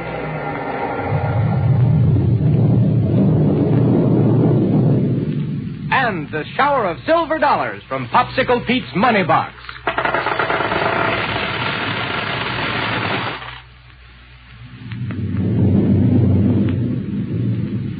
Together with Dr. Hewer and Wilma Deering, you know, Buck Rogers has just finished exploring an amazing city deep under the earth. Exploration made possible by Dr. Hewer's invention of a mechanical mole, a huge machine capable of burrowing its way through the ground.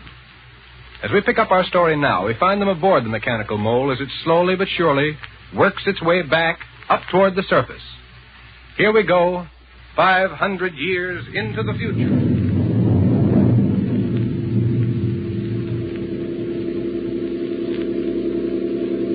All right, now, Buck, suppose you stop us again. So soon, Doctor? Yes, Buck. Okay, whatever you say. I want to check on the stratification of the ground we're going through. To see if you can tell how near the surface we are, Doctor? Yes, Wilma. Well, I can't do it while we're moving because of the glare from the heat ray in the nose of the machine. If it weren't for the heat ray to melt the ground ahead of us, all the non-recoil energy in the world wouldn't move this machine. Let me see now. I'll have to turn on the forward search beam again. You know, Buck, I still can't get over the city we found down below. Yes, sir. Gold and radium all over the place. As common to the people living down there as steel and impervium are to us. Mighty fine people, too. Well, my observations indicate that we've only a very short distance to go to reach the surface. So let's get underway again. Surest thing you know. Anything to indicate whether we're on the same course we held on the way down? I'm quite sure we are. Approximately, at least. Oh, good. Then we won't need to worry about coming up under any buildings. No, I'm quite certain we'll find ourselves on the landing field of the Niagara Municipal Spaceport, the place from which we started our underground exploration. Good. Well, here we go. That's funny. What's the matter, Buck? I don't know, sir. We don't seem to be making any progress. Something wrong with the mechanism of the mechanical mole? No. Something seems to bar our way. What? Wait, I'll turn on the forward search beam again and see what's in front of us. Well, Buck? Come up to this metallic glass window and look, will you? Sure. Okay, Buck. See? The nose of our mole is smack bang up against a black, shiny surface of some kind. Oh, yes. Wonder what it can be. Looks like regular metal of some kind, doesn't it? Yeah. Can't be anything very big, though, or we'd have run into it on the way down. If we're on the same path we took before. I'm sure we are, Wilma. Now, wait a minute. Let's see if we can push it out of the way.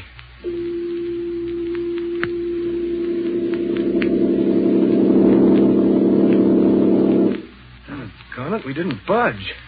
Buck, that must be the impervium foundations of some big building that got buried in the ground during the Mongolian invasion years ago. Oh, possibly. The heat from the thermic radiation projector makes it glow like impervium, doesn't it? No, there's a greenish tint in that glowing metal that impervium doesn't have. I wonder how we're going to get around it, whatever it is. You sure we can't push it out of the way? I had full power on that last time. We didn't move an inch. All right, then. The only thing to do is to radio to the surface for help. The only question is what sort of help? I know what we do. What? But we're not far from the surface, and we have a couple of atomic disintegrators. One disintegrator. We gave the other to Gareth in the city of Ore. Okay, one's enough. Hey, Wilma, give me a hand. Look, what are you going to do with the pressure suit? Disintegrate a hole up to the surface, and then crawl on out through it. No, Buck, that may be very dangerous.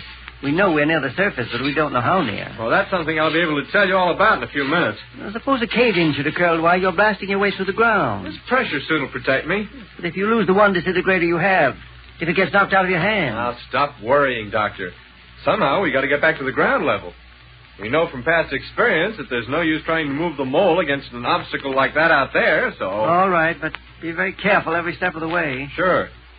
What I'll do is blast my way around that barrier, whatever it is, and then head as nearly straight upward as possible. The inertia and lifting unit in this uniform will keep me floating up. Then, as soon as I reach the surface, I'll take off this cast iron suit and commandeer a spaceship at the municipal spaceport. Good. If our calculations are correct, it wouldn't be far from where you emerge. And then what do you think you're going to do? Well, a lot will depend on how deep this mechanical mole is lying. If only a few hundred feet, I'll swing a spaceship up into the air high enough to aim down a long-range disintegrator and blast away a big hole. Then we can float the mole up to the surface with the gravity rays. Well, you better wait until you get up there. We'll be in touch with you by radio all along, and then will be the time to decide what should be done. Right, sir. Buck, I'm not going to let you go. Huh? It's too dangerous. Oh, now listen, Wilma. There's no telling what you may run into between here and the surface. Nothing more serious than a few straight of water sand, and this pressure uniform will protect me against any possible cave-in. Buck. We can't stay here underground forever.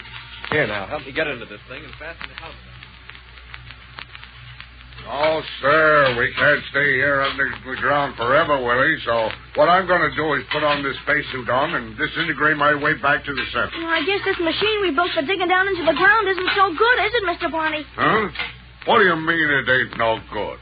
Just on account that we got stuck against something down here? Well, I'll bet Dr. Ewan's machine is getting along all right. Yeah, and this here now one's going to be all right, too. Why, I bet it's twice as big as Dr. Ewan's. Well, that's just the trouble. It's so big. Here, help me get onto this space helmet.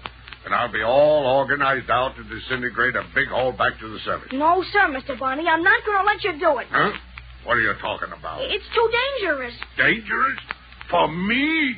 Like Barney? Yes, sir. There's no telling what you may run into out in that ground out there. Ain't nothing to run into except maybe a couple of layers of sandy water or watery sand or something or two. What if the hole you disintegrate out should collapse all over you? I won't let it.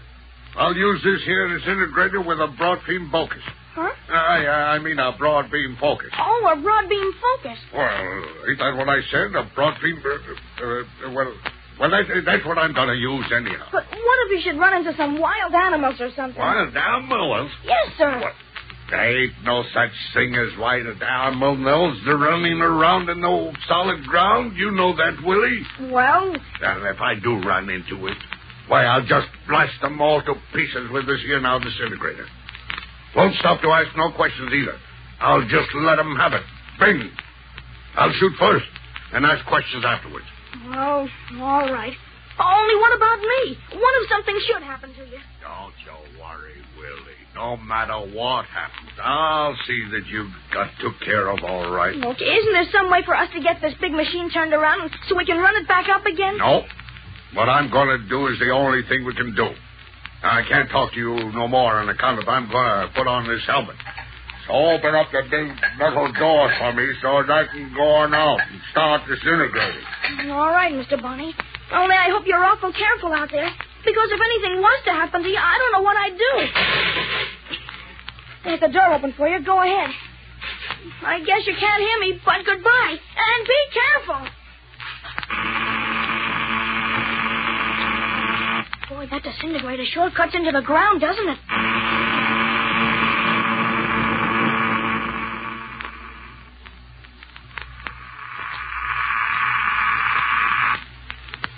Hey, that disintegrator certainly cuts into the ground out there, doesn't it, Doctor? Yes, it does, Wilma. Seems strange to hear its sound coming to us by radio, though, through the transmitter in Buck's pressure suit. Yes. How's it going, Buck? Fine, Doctor. Good. I'm not wasting any time trying to cut through the tough material that's blocking the mold, but just making a path around it and slightly upward. Oh, that's right. This hand disintegrator certainly does a good job, too. Look out through the forward metalloglass window. By the light of it, you can see what kind of headway I'm making. No use, Buck. The energy being released by the disintegration is in the form of heat, and all we can see is a heavy mist. Well, at this rate, I ought to be up the surface in no time. Just like cutting through so much... Yes? Hey, this is funny. What? I've come into sort of a little cave here. It's probably a place that was washed out by underground streams. Yes, sir, that's what it is, all right. There isn't much of a ceiling to it, so I guess I'll... Buck. Wait. What is it, Buck? Darn it, I wish I'd brought along a hand flash so I could see in here. Why don't you come back and get one? Listen, there's something else in this cave besides me, Wilma. And it's alive and moving around. Then come back here to the mechanical mole. Buck. No, sir. But when you hear my disintegrator, you'll know it's not just being fired into the ground. Good night. If Buck sees what I think he does, I hope he doesn't fire that disintegrator. And Barney said that if he saw anything, he'd fire first and ask questions afterward. But now stand by for a few words from your favorite announcer.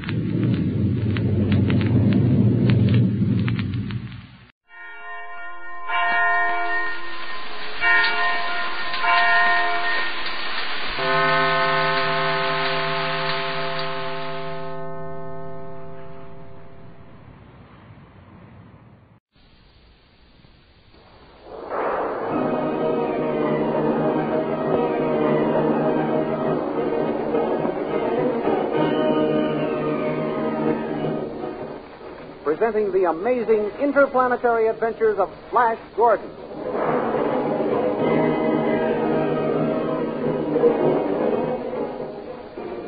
Last week, the soldiers of the Blue Magic Army, angered when Flash Gordon threw General Tall over the balcony, threatened a rebellion. Immediately, Flash ordered Azura to quiet the soldiers by assuring them that if the army would pledge their loyalty, they would find him a just and kind ruler. Azura repeated his words, and the soldiers responded with a cheer. A short time later, Dr. Zarkov captured the guard in charge of the Queen's paralyzing gas flows, bringing a dozen of them with him to keep on hand as a means of defense. While this was going on, Tall plotted to release Azura and recapture the ex-prisoners. He sent Grum, chief of ordnance, to find out where the Queen was being kept and how she was being guarded. Later that night, Tall and some of the other officers, led by Grum, and equipped with gas masks, overpowered the Hawkmen guards with sleep gas. Making their way to the private quarters of the Queen, they overpowered Khan, her guard, and then carried the sleeping Queen to safety. Then Tall gave the order to find Flash Gordon and kill him. These thrilling adventures come to you as they are pictured each Sunday in the big full-page Comic Weekly, the world's greatest pictorial supplement of humor and adventure. The full-page Comic Weekly, each page printed in full colors, is distributed everywhere as an integral part of your Hearst Sunday newspaper.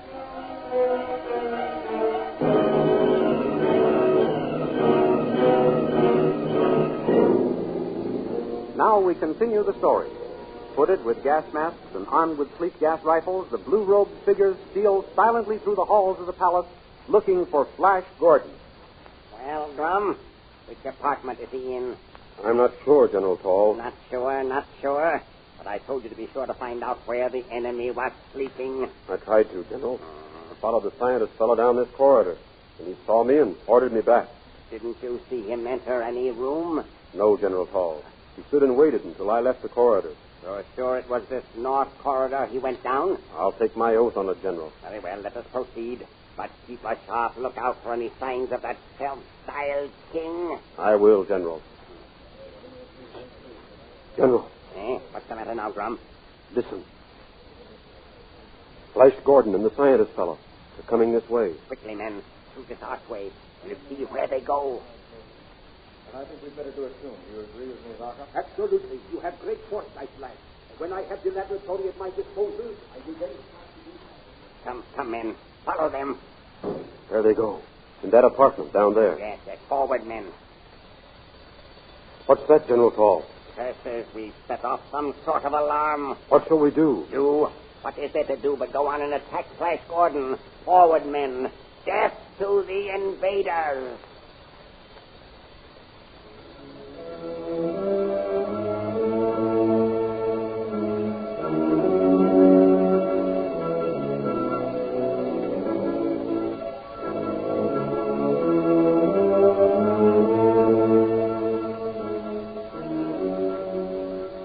In the meantime, Dale Arden, wishing to make sure that Azura isn't faking a loss of memory, steals out of her room and makes her way to the Witch Queen's quarters. There she finds the door open and Khan drowsily recovering from the effects of the sleep gas. Khan, answer me. What? Where is Azura? What? Who? Khan, what's the matter? Have they drugged you? Sleepy. So sleepy. Oh, Khan, why did you fall asleep and let Azura escape? What's that? What did you say? Khan, listen to me. Listening. Can you hear what I'm saying? Yes. Hear you. Can you understand what I'm saying? Understand. Yes. Khan, listen carefully. Azura is not in her room. Azura has escaped. What? Escaped! No. I left her in there. Haven't left doorway all night. Who are you? This is Dale. Dale Arden. Princess Dale? Sleepy. Oh, excuse me. Hard to wake up. They've done something to you. Oh, what shall I do? I remember. Exercise. Come, Khan. We're going to walk yourself awake. Yes. Walk. Awake, huh? Get up. Here, I'll help you. Come on. That's it. Now then, lean on me. That's right. No, walk. Walk. Why did you sleep so soundly? Did you have anything to drink? No, nothing to drink. Anything to eat? No, nothing to eat. When Azura retired, I lay down across the door. So she couldn't get by me. Then some of those devils must have given you sleep gas. Sleep gas? Maybe that's why I can't get awake. Oh, I've never had such a time waking up. That's just what they must have done. And then while you were under its influence, they went in and took Azura away. Took Azura away? What do you mean? Oh, I beg your pardon, Princess. I didn't mean to speak so sharply. That's all right, Count. How do you feel now? I'm almost awake now, Princess. A little foggy, but that's rapidly going away. Good. Now, what did you say about Azura being taken away? I said while you were under the influence of sleep gas, they must have gone in and taken Azura away. Oh. I came here and found the door open and the Witch Queen gone. Gone? And I swore to guard her with my life. I said they'd get to her only over my dead body. Oh, fool that I am. You mustn't blame yourself, Con. It wasn't your fault. They got her only over your almost dead body, which was dead with sleep. You're letting me down easily, Princess Dale. Thank you. But she escaped from my charge. It's up to me to find her and see that she doesn't get away again. You ought to be able to do that, Con. They can't have taken her very far off. True. At least not out of the palace. They'd probably put her in some other room until they can sneak outside with her. You may be right, Princess. It sounds logical. I'd better start searching. I can't do any good here. No, you can't. We have a saying back on Earth. It's no good locking the barn door after the horse has been stolen. Oh, very good. I like that. But I don't think the Queen would like to be called a horse. You're right. She wouldn't. I'll go and look for Azura. You'd better warn King Flash and Zarkov that she's gone. I will. But I'm sure you'll find her, Tom. Thank you, Princess. I give you my word. I can't stop searching until I do find her.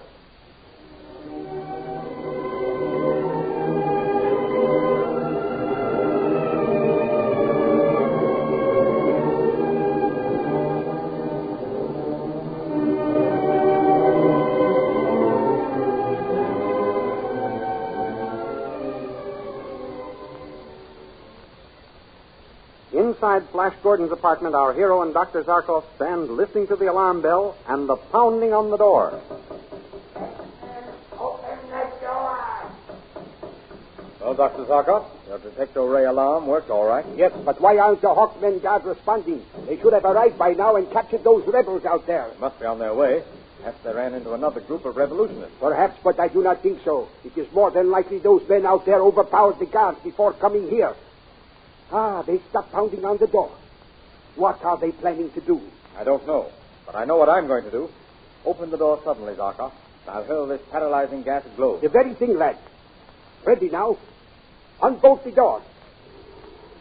Open it. There they are. Now, throw the globe. Here goes. I got one of them, Zarkov. Good. But the gas had no effect on the other. No wonder, didn't you see? They wear gas masks. Lad, we are in a tough spot.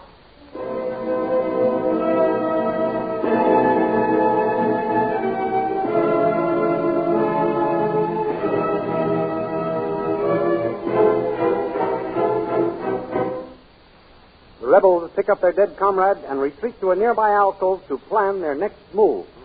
Poor Drum. It's too bad they killed him. I had great plans for him after we regained control of the kingdom. It's to Drum we owe our queen's freedom. Yes, he deserves a hero's funeral. See that it is given to him. Yes, General Paul. Drum shall be buried with full military honor. We must capture those ex-prisoners. But how are we going to be able to do it? They have those paralyzing gas globes, and they may have other weapons stored in that room. That's right, General Paul. Let me see. Here, you know this part of the palace. Are there any other doors leading to that apartment which we could break in while the rotation is fixed on that one? No, General. That is the only door to the apartment. Well, there must be a window in it. Couldn't we climb in by the window and surprise them from the back? That is impossible, General. Impossible? Why is it impossible? The window opens onto a cliff with a straight drop of great distance. It ends on jagged rock. The surface is almost smooth. It would be useless to try to climb up from the rock. There are no footholds. Then they cannot escape that way. Men, we have them in a trap. What is our next move, General? What is that door made of? Can it be broken down with a battering ram? No, General. That is a special metal door which the Queen had built so she could make that a part of the treasury. It is of tremendous thickness. Those invaders weren't any fools when they picked it for their stronghold. But there must be some way to get at them. Why can't we let ourselves down from the roof on the scaffolding and get in through that window? We could, but for the fact that there is a tower built over that apartment, General. There is no way to suspend a scaffold a distance from the top of the tower to the window. Curses, why couldn't they have picked some other tweak? I have an idea, General. Well, what is it? May not be much good, but I was thinking we could capture Flash Gordon and his companions if we could cut through that door or melt it down. The very thing. The very thing. Comrade, you have solved the problem. Remind me to have you made a brigadier general tomorrow. Oh, thank you. Thank you, General Tall. Then, get us into this awful ray gun at once. We shall lay siege to that door and melt it down.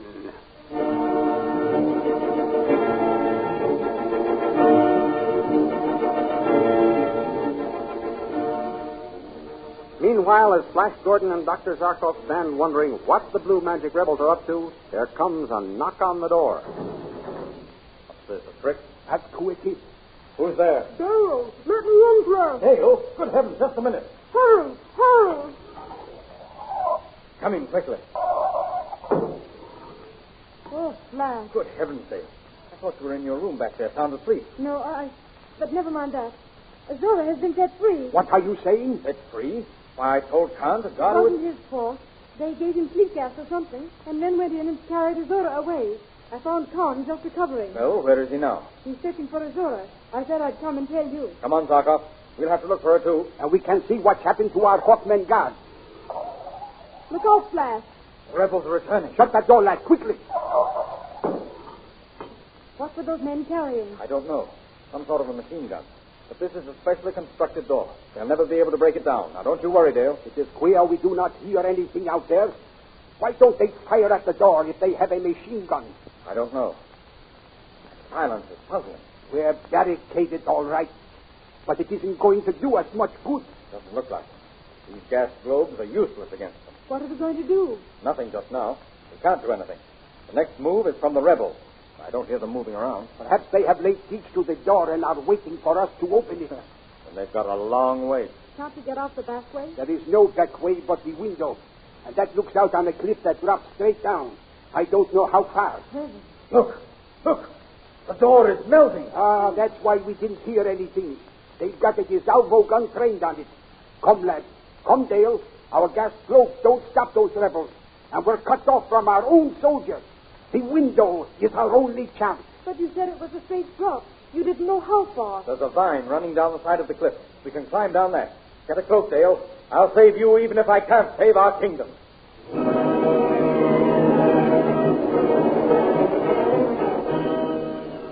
As Flash and Dale and Zarkov start their perilous flight, below awaits a horrible death on the jagged rock, and above, the same fate from the burning rays of the Magic Men. What is going to happen to them? These amazing adventures are graphically portrayed in full-color action pictures in the Comic Weekly, the big full-page picture supplement distributed next Sunday with your Hearst Sunday newspaper. Don't miss the Comic Weekly next Sunday, for in addition to Flash Gordon, you will find many other favorite characters of fun and adventure waiting to entertain you. And don't forget our date at this same time next week for the next chapter in the amazing interplanetary adventures of Flash Gordon.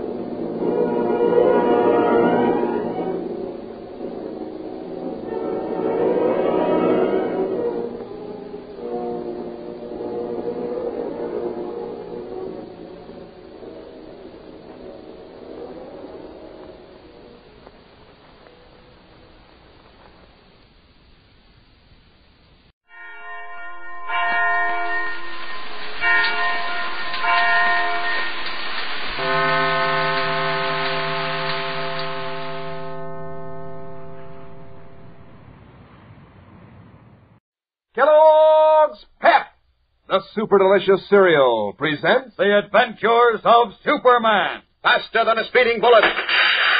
More powerful than a locomotive. Able to leap tall buildings at a single bound. Look, up in the sky. It's a bird. It's a plane. It's Superman. Using Jimmy Olsen as bait, Henry Miller, in whose veins flows deadly atomic energy, lured Superman to a lonely beach far from Metropolis. Wearing meshed metal gloves, Miller touched the switch on a converter at his throat, transforming himself into an Atom Man, from whose fingers poured a stream of terrible atomic power. After a titanic battle, Superman finally fell unconscious, and the Atom Man, joined by Der Teufel, the half-mad Nazi scientist who plans to rule the world, prepared to finish him. Meanwhile, escaping from the shack where he had been held prisoner, Jimmy saw the Atom Man in action, but failed to recognize that the unconscious figure on the beach was Superman. Horrified, Jimmy raced back through the night-darkened woods in search of help. And as we continue now, he has come to a small clearing in which stands the log cabin of a trapper. Panting, he pounds on the door. Listen. I'll take it easy. I'm coming. What's all the rush, son? Excuse me. I'm Jim Olsen. Can I use your phone? Ain't got no phone. Oh, golly. What'll I do? Well, what's the matter? You look like you've been around. I gotta get to a phone and call the police. Why? What happened? Oh, gosh, it's terrible.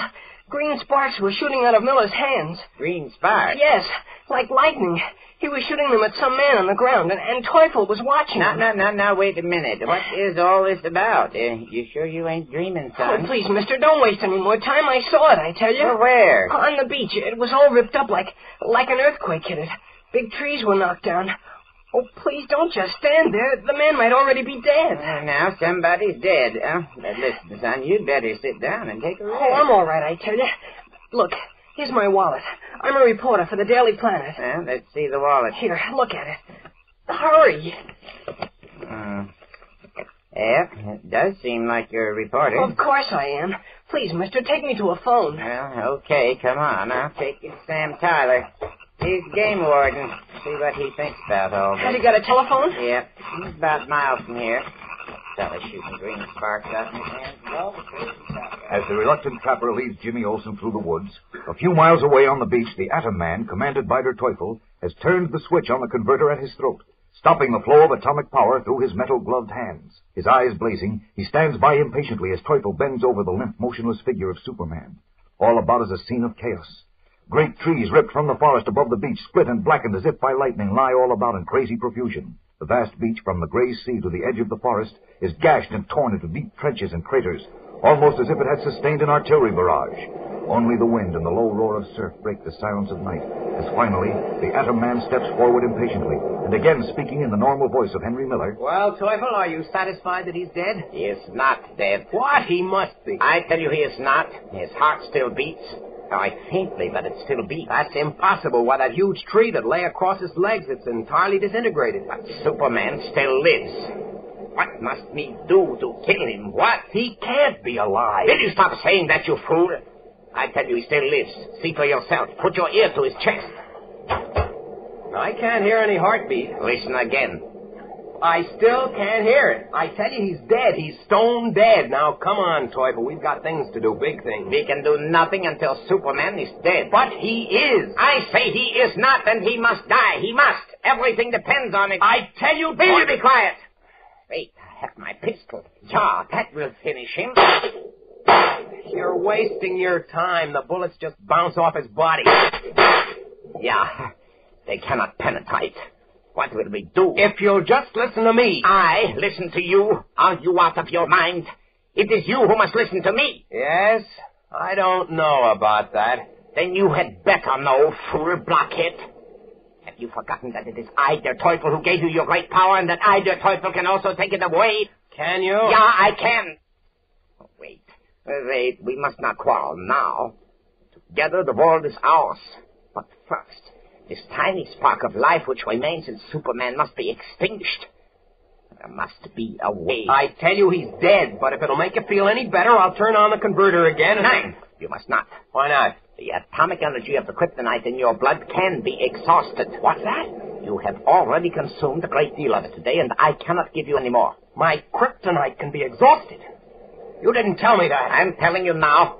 That is why we must dispose of Superman permanently, so that he cannot interfere with us. But if the kryptonite can be exhausted, how... In case the sight of Superman's dead body is not enough, we need only one more demonstration of your power.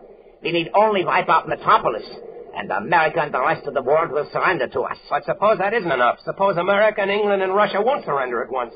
And I've exhausted the atomic power of the kryptonite. In that case, there's always the Scarlet Widow. The Scarlet Widow, who is she? An arch criminal who owns the other 3 pieces of kryptonite. She does? Yeah, she... I have it. What? How to finish Superman. How? I will tell you. Despite his amazing powers, he is still a man, a human being. He requires food and drink. We will take him to the shack in the woods where Willie is guarding young Olsen. We will dispose of Olsen, and then we will keep Superman in a coma until he starves to death. That's ridiculous. It's a lot of needless trouble. I tell you, he's as dead as he'll ever be right now. I say he is not. Now listen to me. Teufel, you're crazy. I crazy? How dare you speak to me that way? Your power has come to your head. If you can't see that Superman is finished, you are crazy, and I'm taking matters into my own hands. Listen to me, you... No, Teufel, you listen to me. Superman is done for, and our next step is to destroy Metropolis, then call on the world to surrender to us and to Germany. You dare to give me orders? I, who gave you your power? Yes, you gave me my power, but I've got it now, and I intend to use it as I see fit. I don't need you anymore, Teufel. What? After all I have done for you, you dare to defy me? Yes. Keep your hand away from that gun. Now, wait. Oh, you think I would shoot you, my atom man? I know you would. You shot my father. You murdered him in cold blood. No, that is a lie. It's the truth. General Bromberg told me. I've been waiting for this chance, Teufel, but I didn't dare make a move because I needed you. But now I don't need you anymore. You do. You are helpless without me. And the kryptonite in your blood is exhausted. You told me where to get some more, remember? The Scarlet Widow. Oh, no. Yes, and now you're going to die, Teufel, the same way Superman died. No, don't touch that converter. Don't touch it. Too late, Teufel. It's building up. I'll shoot you. I'll kill you. Too late, Teufel. This is the end for you. Throwing the switch on the converter at his throat, the Atom Man raises his metal-gloved hands toward Der Teufel, who snatches his gun from his pocket. We'll return in a moment for the dramatic climax of today's episode. But first, here is your announcer. Yes, sir, the mothers of all the gang are sure being rushed for lots of Kellogg's Pep these days. Because, of course, it's such a super delicious whole wheat flake cereal. And because it's the prize package, where you get those brand new exciting comic buttons all the fellas and girls are collecting. Real true-to-life pictures of your favorite funny sheet characters, like Uncle Walt and Skeezix and Orphan Annie and Superman, of course. Boy, those pictures are so doggone real, you'd think they were going to talk. They're done up in full comic strip colors on bright white enameled buttons that really show up when you pin them on your jacket or dress or cap. What's more, these new comic buttons are easy as 1, 2, 3 to get. You don't send in any money, not even a box top, and you can't even buy them anywhere. All you do is to ask Mom to get you a package or two of Kellogg's Pep, because that's the easy way and the only way you can get your exclusive prize. Just look inside the package and see which prize you find. One of those exciting new comic buttons, or a military insignia or warplane button. Remember, these swell prizes come only in packages of P.E.P. Pep, made by Kellogg's of Battle Creek. Now back to the adventures of Superman. On the lonely, ravaged beach, as Superman lies motionless on the ground, the Atom Man and his former master, Der Teufel, have quarreled violently. Drunk with his own power, the Atom Man turned the switch on the converter at his throat, releasing the deadly atomic energy of the kryptonite in his blood. As Teufel snatched the pistol from his pocket, the Atom Man raised his mesh-gloved hands toward him. This is the end of you, Teufel. 9!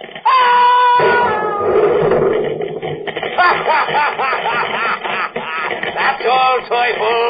You're finished. Now we're even, Teufel. You killed my father and I killed you. Now I have the power to rule the world. What's that? Sounds like police sirens coming this way. I'll stop them. No, Teufel said that I can exhaust the kryptonite. I'll have to be careful until I can get more. I'll just bury Superman in this hole and get away through the woods back to Metropolis. Now to cover him up. I don't want him found and the police warned what to expect. Till I'm ready. I'll let them find Teufel, though. They'll think lightning killed him and knocked down all these trees. There, they'll never know Superman is under there. Just smooth it out a little. Here they come. Time for me to go. Goodbye, Superman. And goodbye to you, too, Teufel. Swiftly, the Atom Man fades into the woods, leaving the dead Teufel lying on the beach, and Superman buried deep under the sand. The brilliant half-mad Nazi scientist has met his end at last, destroyed by the deadly atomic monster he himself created in his frenzied dream of ruling the world. But has Superman, too, been destroyed? And is the Atom Man free now to roam the world, to destroy further? Fellows and girls, our story is far from over. There's much tense action and excitement ahead, so don't fail to listen Monday, when events take a new and even more strange and startling turn. Tune in, same time, same station, and thrill to the adventures of Superman. Faster than a speeding bullet. More powerful than a locomotive. Able to leap tall buildings at a single bound. Look, up in the sky. It's a bird. It's a plane. It's Superman. Fellows and girls, be sure to follow the adventures of Superman, brought to you every day, Monday through Friday, same time, same station, by the grand old Kellogg Company of Battle Creek. And for other thrilling adventures of Superman, see your local newspaper. Superman is also a copyrighted feature appearing in Superman DC Publications. Kellogg's Pep, the super delicious cereal, presents The Adventures of Superman. Faster than a speeding bullet. More powerful than a locomotive. Able to leap tall buildings at a single bound. Look, up in the sky. It's a bird. It's a plane. It's Superman. On a lonely beach 50 miles from Metropolis, Superman waged a titanic battle with Henry Miller, the Atom Man, a human monster in whose bloodstream flows the deadly kryptonite, enabling him to generate terrific atomic power. Finally, Superman was conquered and lay motionless on the sand. Drunk with power, Miller destroyed the Teufel, the half-mad German scientist who had made him the Atom Man. Then, certain that Superman was dead, Miller buried him in a deep hole on the beach and left for Metropolis to make further use of his incredible atomic power. As we continue now, Jimmy Olsen, having escaped from a henchman of Teufel's, has arrived at the ravaged, blasted beach with Sheriff Simpson and a deputy. Unaware that Superman lies almost beneath his feet, Jimmy stands by as the sheriff and his deputy bend over the charred body of the Teufel. Appears to me this man was struck by lightning. Wouldn't you say so, Fred? It ain't nothing else, Ferv. Must have been one awful freak storm that hit here, too. There were the big craters in the beach, and them trees down the woods. You notice how they're split and blackened clear through? Yeah. Olsen, Yes, Sheriff? take another look at this fella. You still think he's that Nazi Teufel? Oh, I'm sure of it. Especially now he hasn't got his phony wig and mustache Well, on. I called Inspector Henderson. He'll be out here pretty soon. He'll know. Now, what about those other two men you said you saw here? Must have been more than two, Sheriff, judging by all these tracks in the sand. There were only two, besides Teufel, I mean. One was Henry Miller, our new reporter. He was the one who was shooting the green sparks out of his hands. Green sparks? Yeah, they were like little bolts of lightning, and they were coming right out of his hands. What the... Hold it, Fred. Go on, Olsen. Well, Miller was shooting these sparks at a man in the sand. It was right about here, at the edge of the woods. It made the whole beach and forest shake. At first, before I saw what it was, I thought it was an earthquake. Great Jehoshaphat. Great fiddlesticks. Olsen must have seen the tail end of the lightning storm. Some of the boats probably hit behind Miller, and Olsen thought they were coming out of his hands. They were, and there wasn't any storm. Don't talk foolish, son. Only lightning could split these big trees down the middle and scorch them that way, and blast these big holes in the beach. But I tell you... Never mind. I told you what happened. Now, what about this man you say was lying on the sand? You, sure it wasn't this one? Fellow you claim Teufel? No, Teufel was standing behind Miller. I don't know who the other man was. He was lying on his stomach. Was he a big fella? Big or small? He was pretty big, I think. He was all hunched up. I can't be sure. He had on a red sweater or jacket or something. I think he was dead. But Miller kept shooting those sparks at him. If he was dead, where is he? That's what I was going to ask. Gosh, how do I know? I got scared and ran back through the woods to get help. Maybe Miller buried him. Why would he bury him and not Teufel? I think... Uh-oh. What do you got there, Fred? I think it's a gun, a 32. Oh, see it. Here. That's the part of the barrel sticking up out of the sand. Yeah. 4 shots fired from it. Yeah, not very long ago either. You still smell powder. Maybe that's what Olson saw. The sparks, I mean. Miller might have been shooting the guy on the ground. No, I tell you. Could be. Come on. Do a little digging where you found the gun, Fred. I feel that Olson's right. Miller buried the fella. Okay. It's right here. Yeah. Start digging. You look around, Olson. Maybe you'll find something else. Okay. Don't seem like nothing's buried here, Sheriff. Well, go down a bit more. Wait. Hey, what's this? What? This little piece of cloth, see? It's red. Uh-huh, but what? Olson said the fellow was wearing something red, a sweater, jacket, something. Well, that piece of cloth didn't come out of a sweater or a jacket. It's too silky. Yeah, it might have come out of a muffler, though. Olson said it might have been a muffler he saw. Yeah, look here. Darkened. Scorched like. Might be powder burns, huh? From the gun? Yeah, maybe. Come on, dig some more. All right. Nothing yet. Yeah, keep going. Found the gun here, a piece of cloth. Hey, Sheriff. Sheriff. Wait, Fred. What is it, son? Come on over here. I found something. Okay. Where is he? There at the edge of the woods. Oh, yeah. What'd you find, Olson? Come over here and see. I don't want to touch it. Maybe he found the other dead guy. Yeah, we'll see. Yeah. Okay. What is it, Olson? There. See? On the ground. What? Well, shucks, I thought... Hey, look, Fred, look. There's another piece of red cloth. Sure enough. That's what I wanted to show you. Yeah, looks just like the piece we found back there. Yeah. Scorched and dark in the same way, too. Any blood on it? Nope. Don't get it. Oh, maybe Miller dragged the man into the woods here and buried him. And the piece of red cloth could have come from the man's clothes.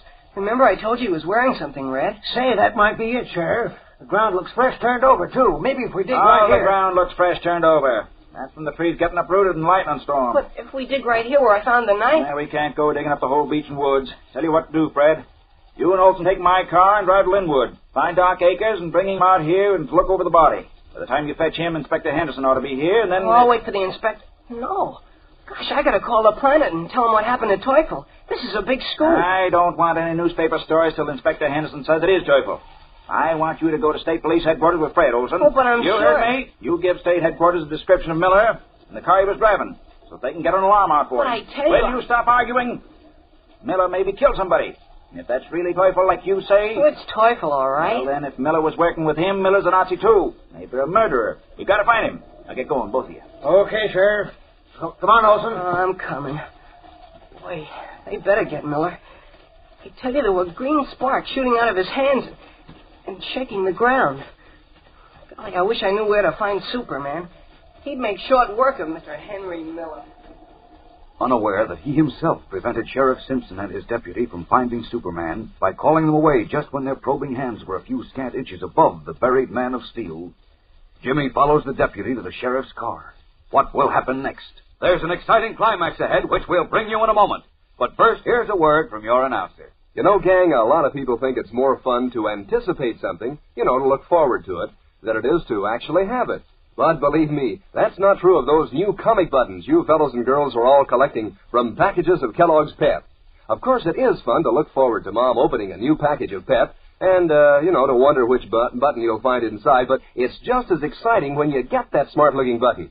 Maybe it's one of the new comic buttons you need for your collection. Might be Superman or Winnie Winkle or Orphan Annie. Or maybe it'll be a duplicate that you can swap with one of your friends. Boy, that's swell fun, too. And you'll get a kick out of pinning those comic buttons on your jacket or dress or cap. And the best part is, those nifty comic buttons are so easy to get. You don't send in any money, not even a box top, and you can't buy them anywhere. You just ask Mom to get you some of that super delicious whole wheat flake cereal, Kellogg's Pep. Inside every package, there's a thrilling prize, one of these new comic buttons with pictures of your funny sheet favorites or a military insignia or warplane button. There's a prize for you in every package of P.E.P. Pep, made by Kellogg's of Battle Creek. Now, back to the adventures of Superman. It is just before sunset on the lonely, ravaged beach where Superman and the Atom Man fought their Herculean battle. Teufel's body has been removed. Inspector Henderson and state police officers have visited the scene, made photographs, measured footprints, and departed. Now all is silent, save for the low murmur of the wind and the lapping of the outgoing tide. But suddenly the silence is broken as two men dressed in hunting clothes and carrying shotguns come through the fringe of the woods toward the beach. A black and white water spaniel roaming in the brush suddenly springs out on the sand and, plumed tail aloft, rushes off the beach, barking. Listen to that crazy animal. Can't wait for us to knock a couple of crackers down so we can go fetch him. I can't wait either. I haven't had a decent shot yet this season. We ought to get plenty of shots in the next half hour. We got 3 mallards and a pintail on this beach yesterday, and the wind's better today. I hope you're right. All I wanted... Hey, Joe. Look. Holy smokes. What happened to the beach? I don't know. It sure is torn up like it was bombed. Yeah. Look at those trees up ahead. They're all down. It must have been a hurricane. We'd have heard about it. Probably a freak electrical storm. See how that big oak is split right down the middle? Yeah. And it's scorched. Oh, you're right. Only lightning could do that. Boy, glad I wasn't around. Me too. Hey, look at that hole. Wow, it must be 10 feet deep. I see it. Uh-oh. I see something better. Flight of mallards coming in straight ahead. Bullet mark, don't move. Right? Where's the dog? Don't worry about him. He knows his business. Well, how do you like that? Barking his fool head off and scaring the ducks away. Biff! Come here! Biff, come here! He's digging in the sand. I'll teach him. Come on. He knows better than that. Biff, come here! Come here, boy! He must have found something. Look how deep he is already. I can just see his tail. Yeah, that fool dog. And after all the years he's been hunting, digging up a dead fish and barking his head off with ducks overhead. It's going to hear from me. Biff! Stop that digging! Stop it, I said! Biff! Stop that digging! Enraged, the duck hunter strides along the beach, approaching the deep hole his excited dog is digging in the soft sand, determined to pull him away and reprimand him for having spoiled a perfect shot. If he does, the body of Superman, buried deep in the sand at the very spot, will never be discovered. For even now the tide is rising, and as the sun sets, the water will roll up and cover the beach. Or does it matter? Can Superman, bombarded by livid bolts of atomic energy, and buried now for almost an hour, still be alive? We'll know tomorrow, and we'll also know what plans the deadly Atom Man is hatching. So be sure to listen. Tune in, same time, same station, and follow the adventures of Superman. Faster than a speeding bullet. More powerful than a locomotive. Able to leap tall buildings at a single bound. Look, up in the sky. It's a bird. It's a plane. It's Superman. Fellows and girls, be sure to follow the adventures of Superman, brought to you every day, Monday through Friday, same time, same station, by the grand old Kellogg Company of Battle Creek. And for other thrilling adventures of Superman, see your local newspaper.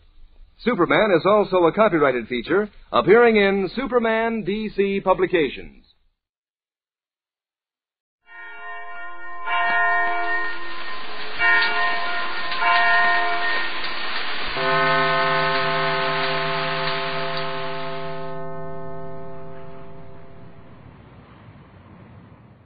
Fed up with the everyday grind? Tired out from the summer heat? Want to get away from it all? We offer you Escape.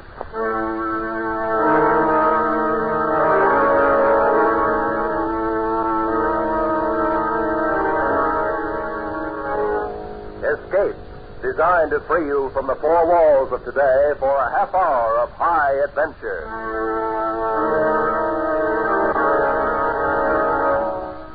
You are trapped in a remote valley in the Andes, walled in by sheer rock precipices, and surrounding you, closing in on you, is a band of blind men who want your eyes.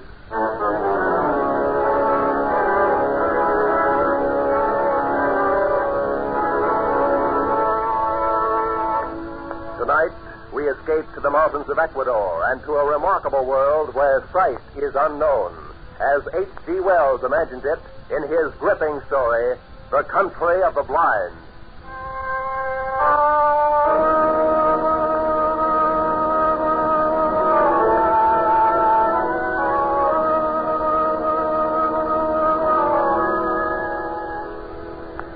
My name is Ibarra.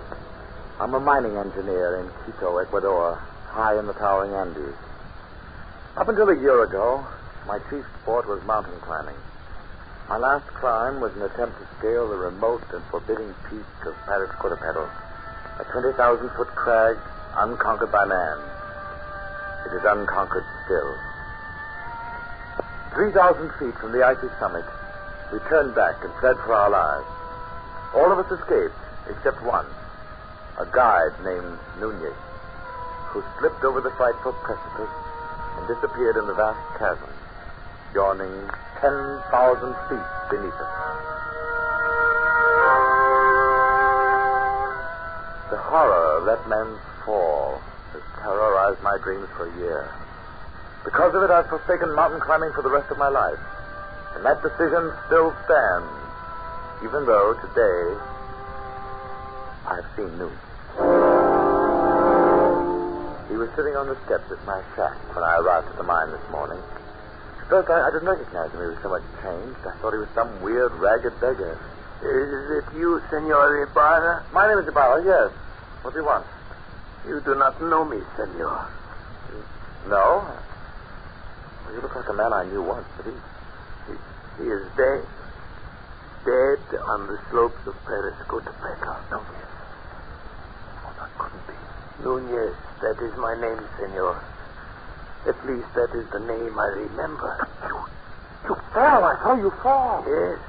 But it's impossible that you could have lived. Perhaps the gods of the mountain had some reason to spare me. Nunez, if we had any idea that you were alive, but you went down thousands of feet. We couldn't even attempt to find your body. I know. I do not blame you. You could not have reached me, and if you had, I should not have welcomed you at first. But then, later, Senor, you will not believe what I have to tell. I can hardly believe that I'm seeing you, Nunez, talking to you. You remember that night, the night I fell? Yes. We had been toiling all day, inching our way up a steep ice wall, and as darkness came, we found a narrow ledge, barely 3 feet wide.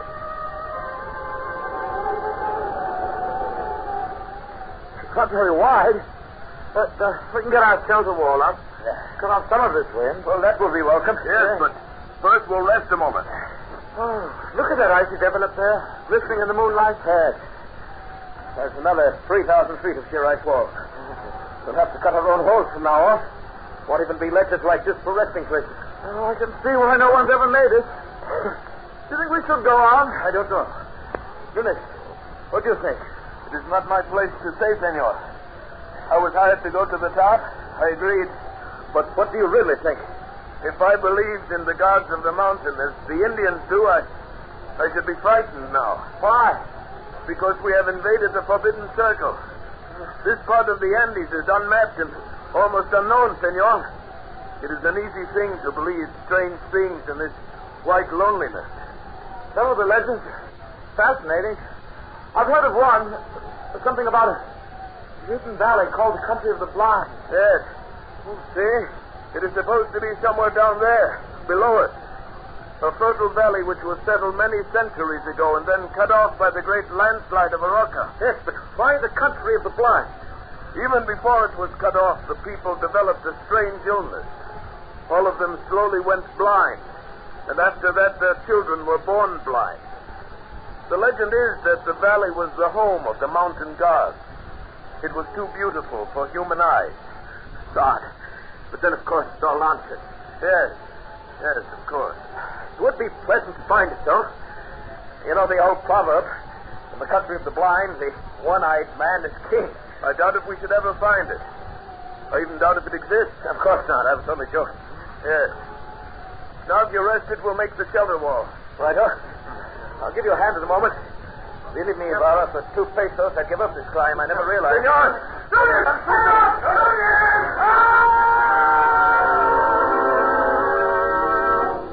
I fell perhaps 1,000 feet, and then I felt the heavy stinging impact of snow. I'd fallen onto an almost perpendicular slope, and once again I was sliding down, tumbling over and over. But now under me, around me, over me, an immense avalanche of snow was rumbling, sliding with me. Suddenly I realized that my own motion had almost stopped, and it was the snow that was moving.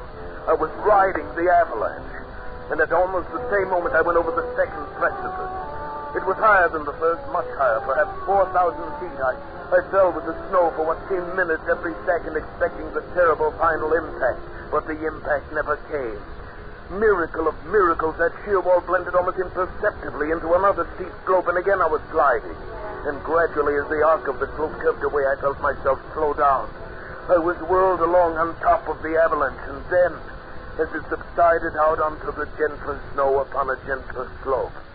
And finally, I rolled to a stop and lay still.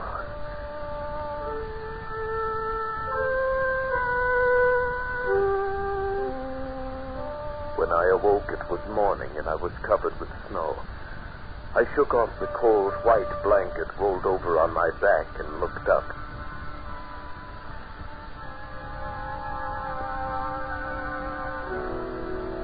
My heart almost stopped as I saw from where I'd fallen.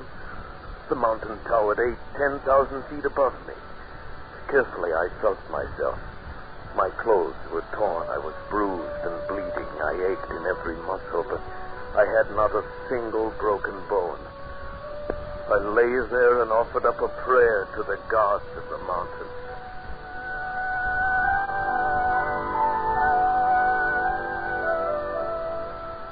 Far below me lay a lush valley sparkling in the morning sunlight. I could see the stately trees and green meadows fresh with dew. I started down, but it was still an arduous descent. The farther down I got, the more I realized the beauty of the scene. For this was a hidden paradise I'd fallen into, and I was the first man ever to see it. So I thought. But I was wrong. I realized at first when I saw the cultivation in the meadows, and then the walks, well-kept stone walks laid in a symmetrical pattern all over the valley. And then I saw them.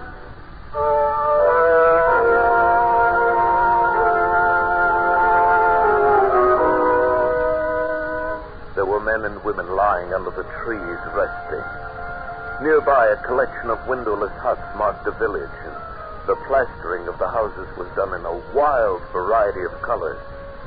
I thought to myself, the plasterer who did that must have been blind as a bat. Then I saw the two men who were quite close to me. They were standing on a bridge over the little stream. They were dressed in odd, loose clothing, and there was a strange look about their faces. They failed to notice me as I approached until I shouted, and suddenly they looked up attentively in my direction. I waved wildly at them, but they took no notice. Why, the fools must be blind. Blind? Could it be I'd fallen into the legendary country of the blind? In the country of the blind, a one-eyed man is king. Hello there. It is a man. A spirit come down from the rock. Oh, I'm a man, all right, just like you, but I've had a miraculous escape, and now I find myself here in your valley. Valley? Valley? Come hither. Let me feel of you. Certainly, here, my arm and my face. You see, I'm indeed a man like yourself. My lips move with speed. You feel... Oh, careful there. Gently on the eyes. Eyes? That is strange.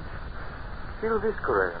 Yes, I feel. Careful. You feel the eyelids flutter? He is body perfectly formed. Some strange furrows there. I feel it. No, your eyes are shrunken in, but mine are whole. I can see. See? Pedro is a strange wild one. Where does he come from? Down out of the rock. No, from over the mountains, out of the country beyond there, where men can see. From Bogota, where there are 100,000 people and the city stretches out of sight. Sight? What strange words he uses. Without me. I feel the coarseness of his hair. Like a llama. Oh. And you have come into the world. Into? Why, no, out of the world. The big world beyond the mountains. the world that stretches 12 days' journey to the sea. Our part is the fullest. Men may be made by forces of nature. It is the warmth of things, and moisture, and rotten. Let us lead him to the elders. You don't have to lead me. I can see. See? Yes, of course. I didn't see your water bucket. His senses are still imperfect. He stumbles and talks meaningless words. Lead him by the hand. But look, Oh, well, all right. These people have been blind for centuries. They'd forgotten even the words associated with seeing, and they thought I was an idiot, only half-formed. Especially when they led me into the pitch blackness of one of their windowless huts, and I stumbled over someone else. Oh, 1,000 pardons, Medina Sarote. He is a clumsy one. I'm sorry. I fell down. I couldn't see in the darkness. Who is this? And what is he saying? He is but newly formed. Has come down from the rocks. He stumbles as he walks and mingles words that mean nothing with his speech. He is a wild man out of the rocks. No, I come from Bogota, over the mountains. You hear? Bogota. He uses wild words. His mind is hardly formed. He has only the beginnings of speech. Bogota. Yes. I come from the great world where men have eyes and see. That must be his name. Bogota. He stumbled twice as we came thither. He must be taught. No. Don't you understand? I can see, but not in the dark. To you, darkness or light is all the same, but to me, to us outside in the world beyond the mountains, now What are mountains? Oh, very well, then beyond the rock. There is nothing beyond the rock. That's the end of the world. But surely you must realize the sky above covers more than this valley. There is nothing above but a roof of rock. He is very raw, my children. He should have to be taught. In the beginning, take him away. Feed him. But guide him. See that he does not stumble over my daughter again. Do not fear, Father. I shall guide him myself. You fear him. Very well. Come. Take my hand. Thank you. It'll be a pleasure to get outside again, out of this darkness. Come this way. Yes. What is your name? Medina Sarote. Medina Sarote. Mine is Juan Nunez. Oh, sunlight. Oh, this is better. And now again. Senorita. You're beautiful. I cannot tell what a wonderful thing you are to see. Please. I'm afraid for you. Afraid? Yes. You do not learn quickly. You cease speaking such strange words. They may not be so kind to you. They might be angry. They might even destroy you. This thought had not occurred to me before. And suddenly I had a twinge of fear. Still the proverb kept running through my mind.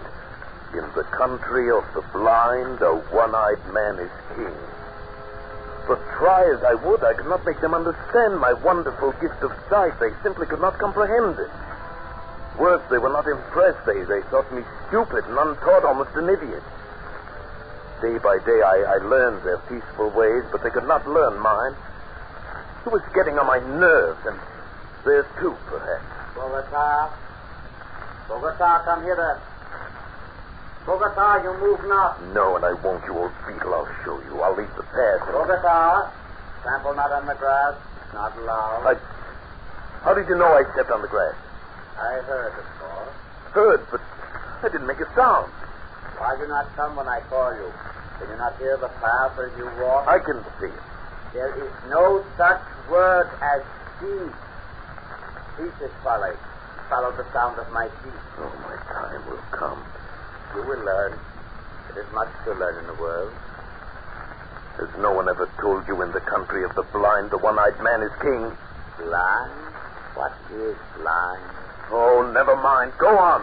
Bogota, I must warn you. Just be quiet and learn. And stop this nonsense about seeing. Nonsense, is it? I'll show you. I've taken enough of your insults. Unformed mind, got no sense. I'll be king here. I can see, and I'll be king. Bogota, stop it. No, I'm through with your orders. I'll show you what an advantage I can be. I can hit you, hurt you. If you can't see me to strike back. Bogota, put down that spade. You devil, your ears are sharp, aren't they? But it won't do you any good now. I'll show you. I'll try. Oh, no, I can't do it. I cannot hit a blind man. Bogota, pick up that spade. Do not leave it lying on the walk. Someone might stumble. Pick it up yourself. Do as I say. Take your hands off me. Take them off. Bogota! Bogota! Stop! I finally lost my temper and shoved him over and ran. The next half hour was a nightmare. Before I reached the field, they were following me, 20 or more of them, armed with sticks and spades, fanning out across the meadows, following my trail like bloodhounds. At first, I wanted to laugh, but on they came, swift, inexorable, and the laugh froze in my throat. They didn't need eyes. They could smell me, feel my trail. On they came, closer and closer, encircling me, closing in. Bogota! Bogota, there must be no violence. You must come peacefully. By heaven, I'll hit you if you come any closer. I swear I will. Bogota. You don't understand. You are blind. I can see. I can see. Grab him. I'll hurt you. I swear I will. Leave me alone. I hit his arm, turned, and ran over the wall outside the valley back to the rocks to the precipitous cliff I'd come down. But when I reached that sheer rock wall, I knew there was no place to go. For 2 days and nights, I stayed outside the valley, hungry and cold. And then I realized the hopelessness of my position. I was trapped. I must spend the rest of my life here. There was no way out. So I went back. I confess I was mad. I admit I was only newly formed. That is better. And do you still think you can see? No, that was folly. The word means nothing. Less than nothing. And what means overhead? Rock is the overhead. There is a roof above the world, a roof of rock, and very smooth. Very well. Now, before you ask me any more, please, give me food or I shall die. Very well. Give him food. And after that, give him the most menial tasks in the village. Guard him well, and perhaps he shall learn. Thank you. Thank you.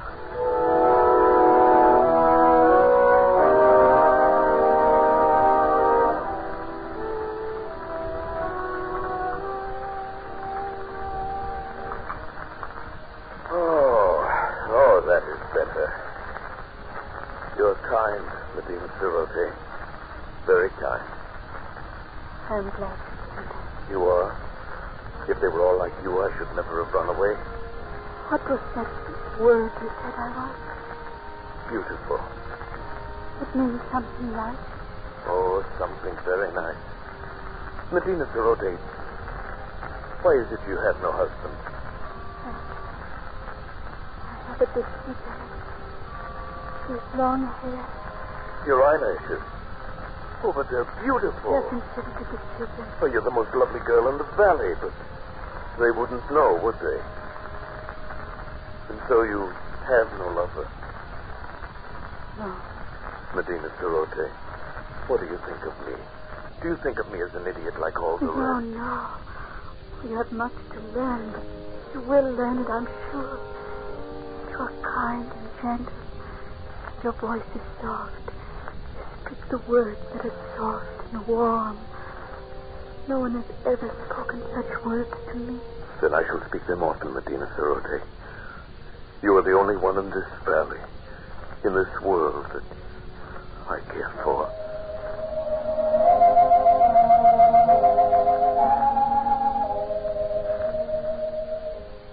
And so it began. I, the village idiot, the slave boy who dreamed to be king, I, with my eyes still whole, fell in love with Medina Cerote, the daughter of the elder of the village. Only to her could I open my heart without fear, and only to her could I speak of the beauty I could see around me. It is a beautiful valley, green with grass and yellow with sunlight and flowers, bright flowers dotting the hills. And in the cool of night, the stars gleam like diamonds in the sky. Oh, the words sound lovely. But what are stars? Stars? Why, they are... But no. No, you wouldn't understand. And what do you mean, in the cool of the night? You still get that confused one. The night is warm, the day is cool. No. Notice you here who have them backwards. Because the darkness means nothing to you. You work in the cool of night and sleep in the heat of day. You are teasing me. Oh, no. I'm... Oh, what does it matter? All that matters is you. You here beside me. Martina Sirote. I love you. I love you. I know they still think me an idiot, but you listen to what I say, and you don't think me an idiot, do you? No, I like to hear you speak. Then, would you marry me? I would be very happy.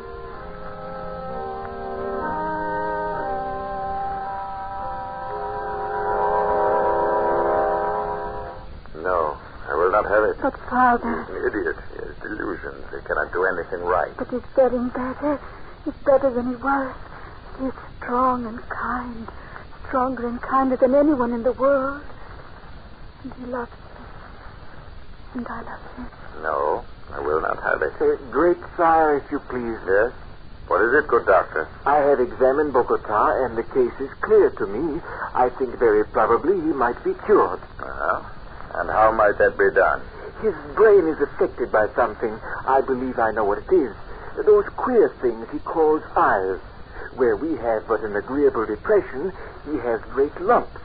Consequently, his brain is in a constant state of irritation. But what can be done to cure him? Oh, it's a very simple surgical operation. Remove the cause of the irritation. We will merely cut out his eyes.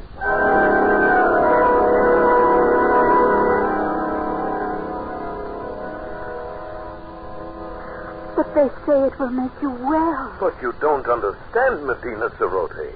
My world is sight. You would not want me to lose my most valued possession. I do not know. There are so many beautiful things to see. The flowers, the far sky with its drifting clouds, the sunset, the stars, you. Why, just to see you, it is good to have sight, and I would never see you again. I wish sometimes you would not talk like that. Like what? I know it's your imagination. I love it. But now... Now? You want me to... Oh, Martina Sirote. If I were to consent to this... Oh, if you would. If only you would. What else can I do? Oh, my dearest one. My dearest, tender boy. I will repay you. Oh, Martina. Be brave. Carry my voice in your thoughts. Now I must go. And tomorrow... Yes. Tomorrow will be forever. Goodbye. Goodbye, Martina.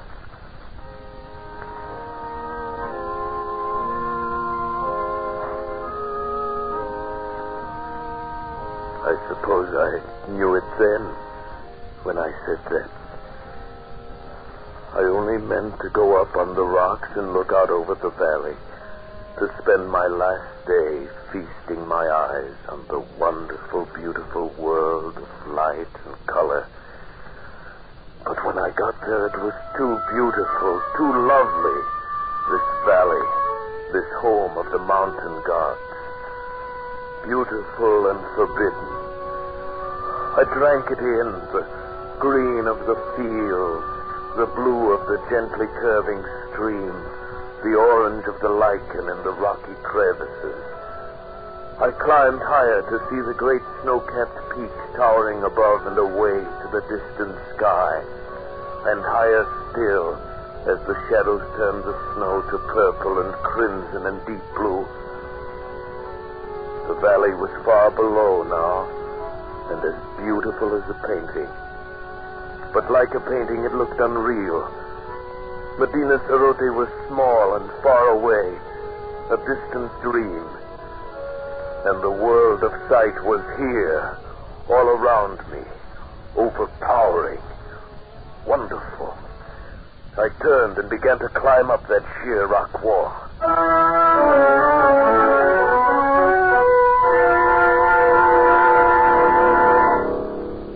How many months it took me to make my way out over those mountains, over glaciers and snowfields and sheer precipices, I cannot guess. How I lived through the cold and hunger of it, I cannot tell you. But I'm here at last, back from the country of the blind. Good heavens, man. What an experience. Terrible and wonderful. You aren't sorry you came back. Sorry? I see your face clearly now. It is the only thing I see. Nunez, come, you need food. Here, take my hand. Thank you. Where is it, Senor Ibar? Nunez, you are? Yes.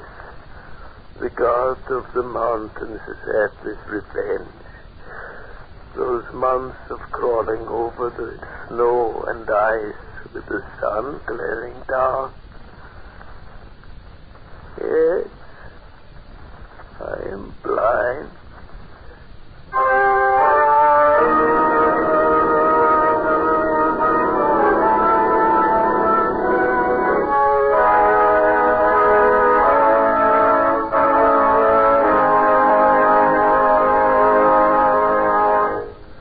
Escape is produced and directed by Norman MacDonald, and tonight brought you The Country of the Blind by H.G. Wells. Adapted for radio by John Dunkel and featuring Paul Frees as Nunez, Barry Kroger as Ibarra, and Peggy Weber as Medina Cerote, with Wilms Herbert as Correa and Byron Kane as Pedro. Music was conceived by Cy Feuer, with Ivan Titmars at the organ. Next week. You are spurring a lathered horse through the darkened streets, trapped between two hostile armies with a bit of magic in your pocket, and the American Revolution in the balance.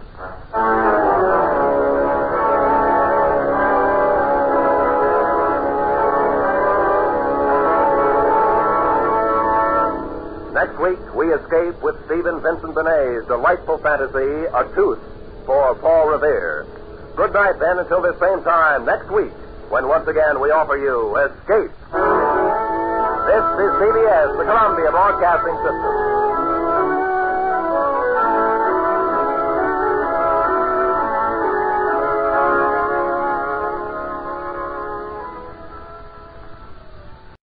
Fed up with the everyday grind? Tired out from the summer heat? Want to get away from it all? We offer you Escape. Escape, designed to free you from the four walls of today for a half hour of high adventure.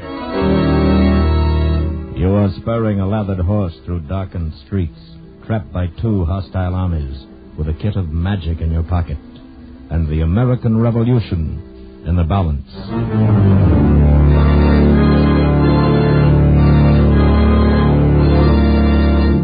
Tonight, we escape to an earlier day and to the workshop of a famous wizard, as Stephen Vincent Benet told it in his delightful story, A Tooth for Paul Revere.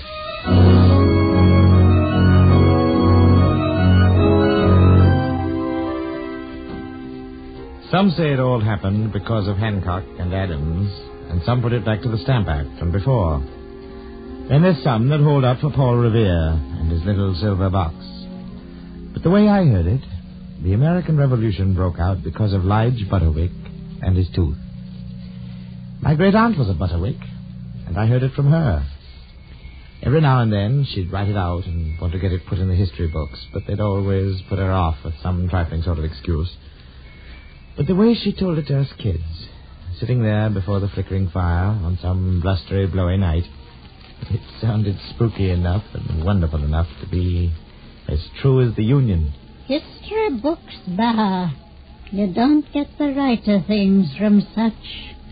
In the story of a nation, it's the queer corners that count. The tales that get whispered down through families. Now take Paul Revere, for instance. All most folks think about is his riding a horse. But he was a silversmith by trade. And there was a kind of magic in that hand of his. I could see just a little bit farther into the millstone than most folks. And in that little shop of his on those fateful nights, he sat over a miraculous flame and brewed the revolution in a silver teapot. And then he put it into a little silver box, no bigger than this. Yes, that's the way my great-aunt talked about Paul Revere, and the chills ran up our spines. But it takes all kinds to make a country, she used to say, and it isn't till the plain ones, like Lige Butterwick, get stirred up, that things really start to happen. Lige was just an ordinary sort of man, without special vision into a millstone. It might be a grand day in the history books, but for him it was just Tuesday, till he read about it in the papers. Folks could argue and fret about Boston tea parties and British warships in Boston Harbor and British soldiers in Boston streets. But Lige Butterwick just tucked his tongue and wondered how the corn might stand this year on his farm outside Lexington, Massachusetts. One day, Lige Butterwick woke up with a toothache. The hot salt pack and the tansy tea his wife fixed for him didn't seem to help much. On the third day, Mrs. Butterwick tied a string to the tooth, and Lige stood by the door. You ready? Uh-huh. Well? Marthy, when it came to the pinch, couldn't quite do it. So, that's how Lige Butterwick came to ride into Lexington, Massachusetts that day. He just had to see somebody about that tooth. And when he got there, the town was in an uproar. Lige Butterwick. Eh? Oh, good day to you, neighbor Williams. Lige, I didn't expect to see you here today. It's my tooth. Tooth? What do you mean? Huh? Oh? Isn't it exciting? Exciting? The toothache? No, you idiot. All this. Have you seen them yet? Seen who? Why, Hancock and Adams, of course. John Hancock and Sam Adams. They're at the Parson Clark's. Only folks who come here to see was the barber. Figure he's the only one who can do something for my tooth. You don't fool me, Lige. You're probably just as excited as I am. Have you cleaned your musket? Musket? Why, it's 5 months of hunting season yet. That's where you're wrong, Lige. Looks like hunting season may be early this year. Huh? Keep your powder dry. Huh? And so Lige Butterwick came to Lexington, and it was a great day for the history books, and to him it was just Tuesday. And his tooth was jumping, and he went to see the barber as the likeliest man he knew to pull a tooth. But the barber took one look at it and shook his head. Now, I can pull her out all right, Lige, but she's got long roots and strong roots, and she's going to leave an awful gap when she's gone. That's true. Now, what you really need, though it's, of course, my business, one of these here artificial teeth to go there in the hole. Artificial teeth? Yeah. Land of mercy, it's flying in the face of nature. Nothing of the kind, Lige. Artificial teeth is all the go these days. Lexington ought to keep up with the times. But it would do me no good to see you with an artificial tooth. Yes, indeed it would. It would do you good, but supposing I did want one, how in Tunket would I get it in Lexington? Now, you just leave that all to me. You'll have to go into Boston, but I know just the man. Here, if I can find this. I had his prospectus here somewhere. Oh, yes, here. See here? Uh-huh. This fella called Revere in Boston that fixes them, and they say he's a boss workman. Revere? Yes, now you just listen to this here. Whereas many persons were so unfortunate as to lose their foreteeth. That's you, Lige. Oh, yeah. To their great detriment, not only in looks, but in speaking, both in public and private. This is to inform all such that they can have them replaced by artificial ones. I see. That will look as well as the natural and answer the end of speaking to all intents. Oh, yes, and then see, it goes on. Oh, his name. Yes, his name's right here. Paul Revere, goldsmith, near the head of Dr. Clark's wharf in Boston. Sounds well enough, but what's it going to cost? Oh, I know Revere. Comes through here pretty often, as a matter of fact. Does? Yes, and he's a decent fella, even if he is a pretty big bug and sounds liberty. Now, you just mentioned my name. Well, it's something I hadn't thought of, but in for penny, in for pound. That's today's work already, and that tooth's got to come out before I go stark staring mad. But what sort of man is this Revere, anyway? Oh, he's a regular wizard. A regular wizard with his tools. Wizard? I don't know about wizards, but if he can fix my tooth, I'll call him one. So, Lige Butterwick got back on his horse and started for Boston. He rode through the busy, excited streets of Lexington, and when they came opposite the residence of Parson Clark, he saw a little crowd collected, men staring, so he stopped his horse for a moment and looked. Mister, is that them? Is it who, son? Mr. Hancock and Mr. Adams, sir. There, through the window. Tall, handsome man and the short man with a face like a bulldog. I wouldn't know, son. They're strangers to me. Get up. When he got to Boston, he began to feel queer. And it wasn't only his tooth. He hadn't been there for 4 years, and he'd expected to find it changed, but it wasn't that either. The sky was clear and beautiful, but Lige felt like there was thunder in the air. It was uncanny. And the people, there'd be little knots of them on the corners, but when you came up to them, they seemed to melt away. Or they'd look at you and stop talking. And then he came to the harbor. Out there in the port of Boston, riding black and grim to the British warships. He'd known they'd be there, of course, but it was different somehow, seeing them with their guns pointed in at the town. Suddenly he felt uncomfortable. Felt he'd like to turn and go home. But he was hungry, and so he went to a tavern for a bite.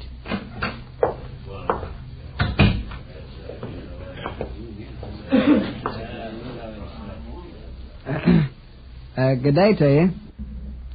And what may I do for you, stranger?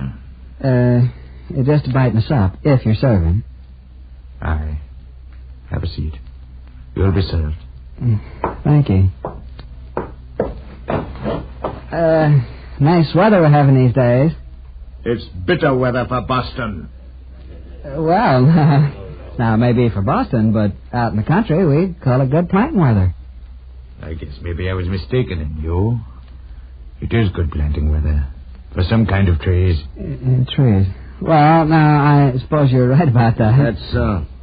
And what kind of trees would you be thinking of? There's trees and trees, you know. Now that you ask you me... You meant the Liberty Tree. And may it soon be watered in the blood of tyrants. Now, the Royal Oak of England, and God save King George and loyalty! At him, boys! Hey, stop! I didn't...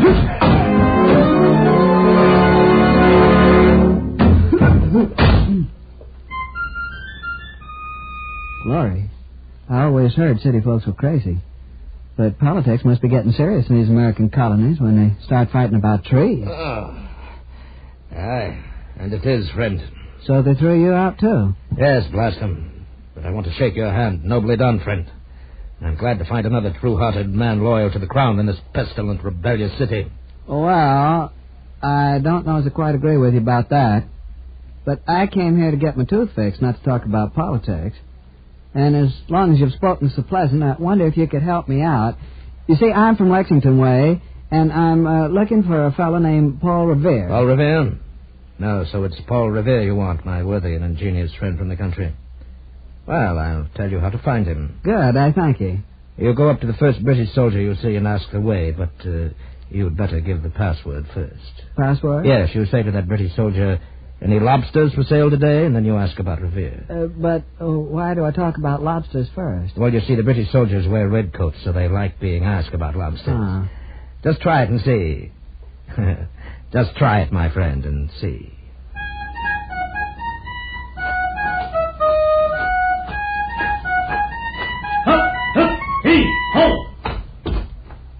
Pardon me, sir. Do you have any lobsters for sale today? What? How dare you seize that man?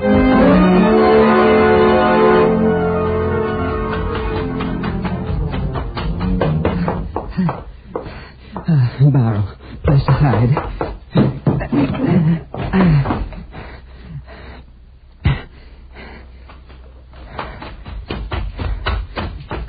Down that way. Come on, Sergeant.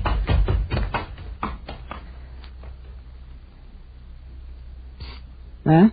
You can come out now. They've gone past. Oh, yes, thank you. Nice. Look at your clothes. That was a tar barrel you jumped into. Yes, I'm a sight. What were they chasing you for? I really don't know. Guess I didn't give the right password. Password? Yes, but all the same, I don't think soldiers ought to act like that when you ask them a civil question. But city folks are soldiers. They can't make a fool out of me. I came here to get my tooth fixed and get it fixed at will if I have to surprise the whole British kingdom to do it. Good for you, sir. Can I be of any help to you? You can, boy. Tell me where I may find the silversmith, Paul Revere. Oh, that's easy. Right before your eyes. There's a sign hanging down by the wharf, and that's his shop. I work there. Well, now, those soldiers did me a good turn after all. Come on, boy. Now maybe I'll get my tooth fixed. Then Lige Butterwick was in the shop of Paul Revere, silversmith, goldsmith, jack of all trades, sculpturer of artificial teeth, brewer of revolutions, wizard. The shop itself was small and dark, with mysterious shadows lurking in the corners and the back. It was crammed full of the wondrous products of its owner's skillful hand, gold and silver objects of great beauty, prints of Boston and caricatures of the British, art boxes and bottles filling the shelves. At this particular moment it was also full of customers, and Lige Butterwick, with the cautious shyness of the countryman, sank back into a corner seat out of the way and watched as Paul Revere waited on several customers. And the last of these was a grand lady who looked like an irate turkey gobbler. Oh, Master Revere, I'm so disappointed. When I took the things from the box, I could just have cried. It's I whom disappointed, madam. What was the trouble? Must have been carelessly packed. Was it badly dented? No. I'll speak to the boy. No, it wasn't dented. But I wanted a really impressive silver service, something I can use when the governor comes to dine with us. I certainly paid for the best. And what have you given me? I've given you the best work of which I'm capable, madam.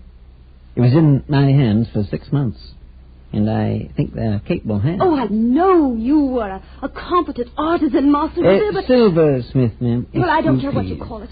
I know I wanted a real service, something I could show my friends. And what have you given me? Oh, it's silver if you choose, but it's just as plain as a picket fence. Simple, plain. You pay me high compliments, madam. Compliments indeed. I'll send it back tomorrow. Why, there isn't as much as a lion or a unicorn on the cream jug. And I told you I wanted the sugar bowl covered with silver grapes. But you've given me something as bare as the hills of New England, and I won't stand it, I tell you. I'll send to London instead. Send away, madam. We're making new things in this country. New men, new silver, perhaps who knows a new nation. Plain, simple, bare as the hills and rocks of New England, graceful as the boughs of elm trees. If my silver were only like that indeed. That's what I wish to make it. As for you, madam, with your lions and unicorns and grape leaves and your nonsense of bad ornamentation done by bad silversmiths, your imported bad taste and your imported British manners, puff, away with you. Puff, puff, puff. Puff, I say. Oh. William? Yes, sir? Put up the shutters. We're closing for the day. William, no word yet from Dr. Warren? Not yet, sir. Yeah, what's that? Well, who are you there in the corner? Well, Mr. Revere, it is Mr. Revere, isn't it? Yes, of course. It's a kind of a long story, but closing or not, you got to listen to me.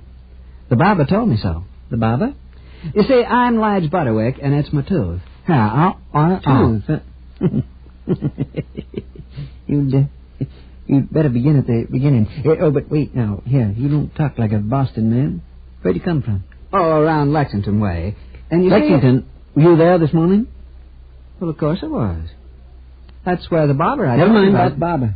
Were Miss Hancock and Mr. Adams still at Parson Clark's? Well, they might have been, for all I know. But I couldn't say. Great heaven, is there a man in the American colonies who don't know Miss Hancock and Mr. Adams? Oh, well, there seems to be me. But speaking of strangers, there was two of them staying at the parsonage when I rode past. One was a handsome man. The other man looked more like a bulldog. So they are still there. And the British ready to march. Did you see many soldiers as you came to my shop, Mr. Butterwick? See them. They chased me into a tar barrel. There was a whole parcel of them by the common with guns and flags. Looked as if they meant business. Thank you, Mr. Butterwick. You're a shrewd observer. You've done me and the colonies an invaluable service. Well, that's nice to know. But speaking of this, too... You're a stubborn man, Mr. Butterwick. All the better. I like stubborn men. I wish we had more of them. Well, one good turn deserves another. You've helped me. I'll do my best for you.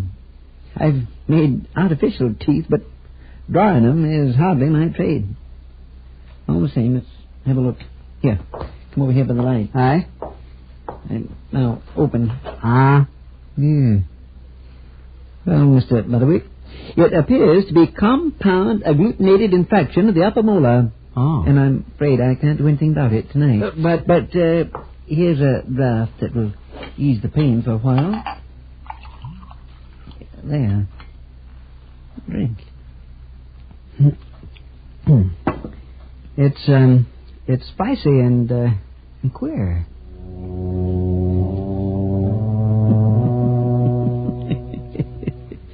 Never mind.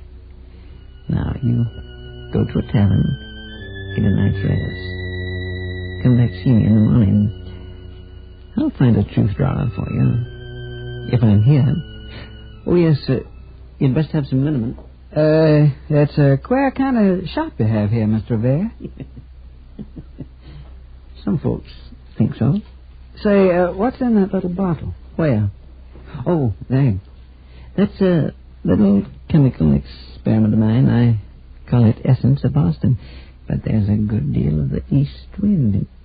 Essence of Boston? Well, they did say you was a wizard. It's genuine magic, I suppose. Genuine magic, of course. And here's the box with your liniment. No, not that one. This one. Thank you.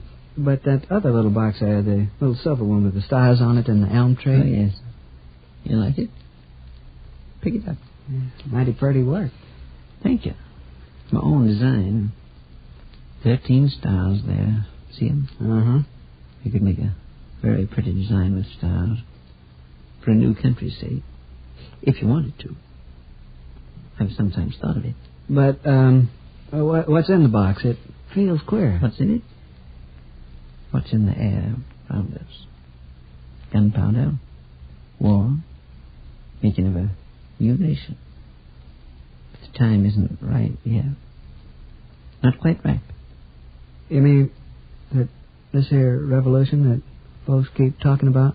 Yes. In this box? Glory be.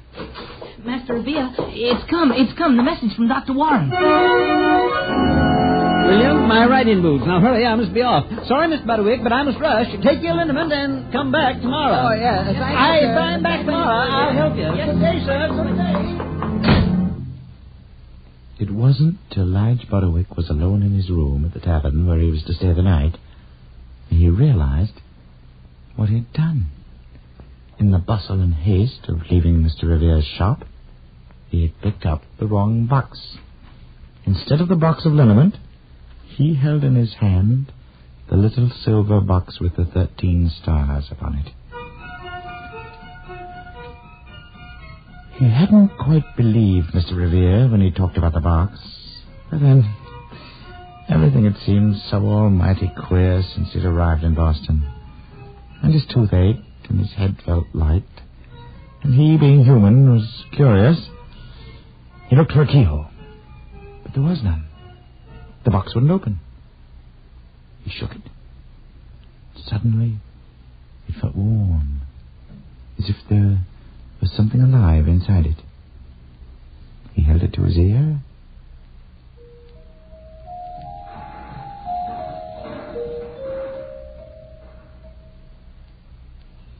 Great Godfrey. Now, Lige Butterwick was feeling scared.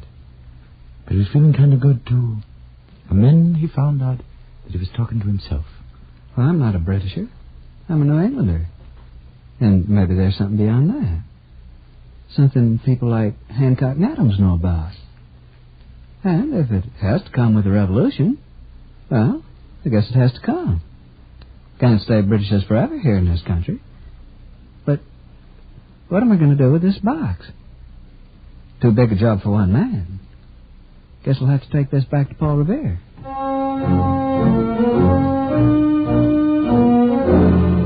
First, he went to the little shop on Clark's Wharf, but it was closed up tight. And it was a while before he could rouse anyone. Then it was the boy William who opened the door. Oh, it's you. Well, Master Revere isn't here. But I've got to find him. Can you tell me where he's gone? Why do you want to know? Got something for him. He needs it. You wouldn't be a spy for the British now, would you? A spy? Me? Well, then what is it you got for him? This box. Little silver box. Took it by mistake. Think it's important. The box? By the flag, it is important. But he's gone. Gone to warn the Patriots that the British are coming. Which way, boy? Which way did he go? Across the river, to Charlestown. All right, thank you, boy. I'll be following.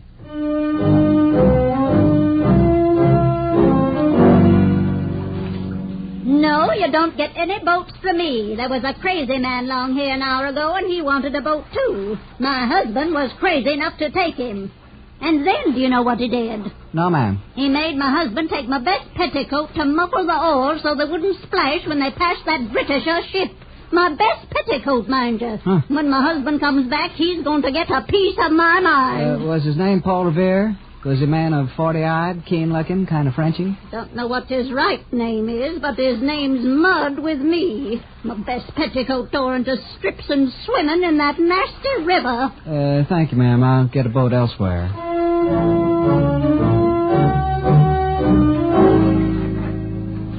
Mr. Butterwick, sir, be careful. Your rowing is right under the stern of a British man of war. Don't worry, I see it. Please, Mr. Butterwick, shh. Ahoy there! Good day, Mr. Grissom. I guess not. Thought I had a boat. Be careful, Mr. Butterwick. All right, boy.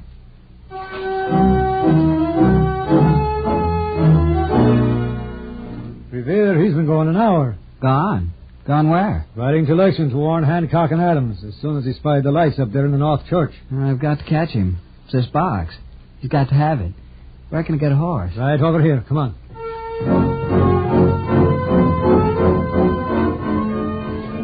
Out through the darkened streets of Charlestown he rode, on into the black of the countryside.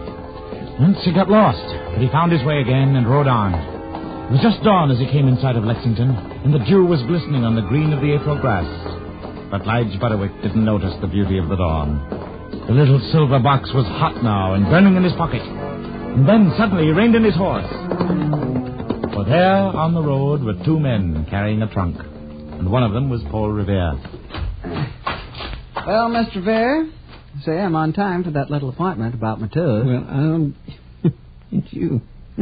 You are stubborn, Mr. Butterwick. Ah, well. But you give me a merry chase all night. I've had one myself. Been captured by the British once and escaped. Don't know what's still in store for me, but we're carrying a precious cargo here in this trunk. We're bringing to safety all the private papers of Mr. Hancock and Mr. Adams. Which reminds me, I've something for you here. What? Silver box. You've got the silver box. By mistake, and it's getting frightfully hot in my hand. Yes, my friend, and little wonder. But across there, Lexington Green. The Green? Why, there's a line of Lexington men. And there across the creek, facing them, is a column of British redcoats. Aye, lined up with guns, they are, Miss Butterwick. They've come to arrest Mr. Hancock and Mr. Adams, and the Minutemen stand before them. Mr. Revere, I'm a peaceable man. I've had little notion of politics. But I don't like what I saw in Boston. I don't like soldiers chasing peaceable citizens into tar barrels by uppity ladies with imported British manners. And I don't like British redcoats on Lexington Green. That I don't. Miss Butterwick, what you doing? I'm stamping on your silver box, Mr. Revere. I'm breaking it open. Do you know what you've done? You've let out the American Revolution. Look, they've fired the first shots. Well, I guess it's about time. And I guess I'd better be going now. But, Mr. Butterwick, where are you going? Home. Got a musket on the wall there. I'll be needing it. But here, what about your tooth? Oh, a tooth's just a tooth. But a country's a country. Anyhow, doesn't ache anymore.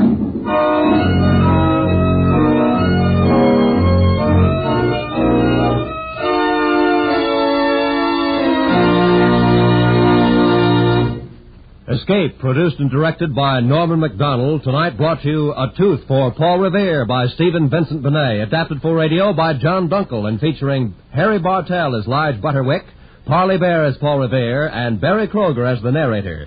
Special music by Ivan Ditmars.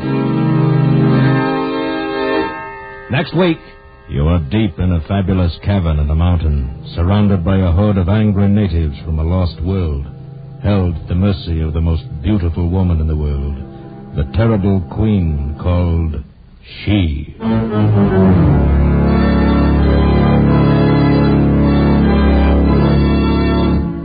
Next week, we escape with H. Rider Haggard's famous story, She. Good night, then, until the same time next week, when once again we offer you Escape. This is CBS, where 99 million people gather every week, the Columbia Broadcasting System.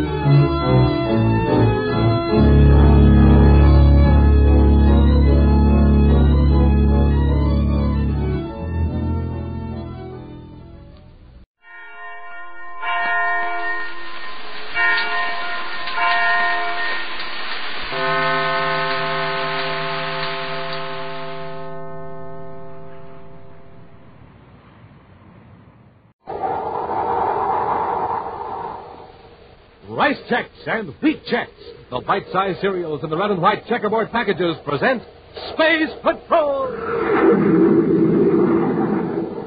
High adventure in the wild, vast reaches of space. Missions of daring in the name of interplanetary justice. Travel into the future with Buzz Corey, Commander-in-Chief of the Space Patrol! In today's transcribed Space Patrol adventure, Buzz and Happy, exploring a wooded section of Mars, have just seen two men in strange, primitive masks holding a girl as captive. As the two Space Patrollers move to rescue her, Happy falls into a pit covered with branches and leaves. You give me a hand, I'll pull you out. Yes. I can't quite reach it. I'll lie down on the edge of the pit. There. Now, that's fine, sir. Now I can... Commander, look out. What's the matter? Look behind you. There's a man in a mask, and he's got a spear at your back. We'll return in just a moment with today's exciting Space Patrol adventure, The Mystery of the Masked Martian.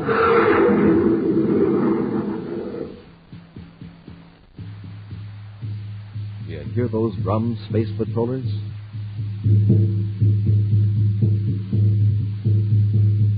They're coming from an ancient city on Mars, and they're sending you a special message from Commander Corey about the brand new, super scary, super spooky-looking surprise Commander Corey has for you.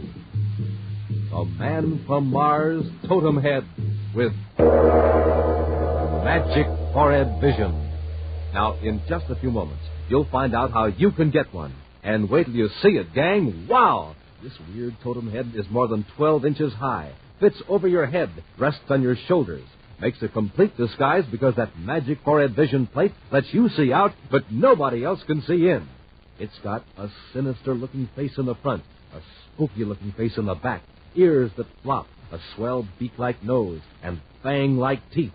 put on your totem head, and your pals won't know whether you're coming or going. They won't know who you are either, because with a magic forehead vision, you can see them, but they cannot see you. It's like having an extra pair of X-ray eyes. Now, gang, here's all you do to get your very own Man from Mars totem head. Just send our rice checks or wheat checks, box top, together with your name and address, and 25 cents in coin to Space Patrol, Box 686, St. Louis, Missouri. Don't forget your 25 cents. That's Space Patrol, Box 686, St. Louis, Missouri.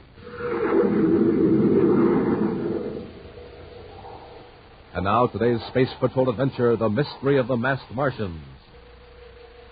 At regular intervals, giant towers rise up from the Martian desert, ready to relay power along the equator to a city far beyond the horizon.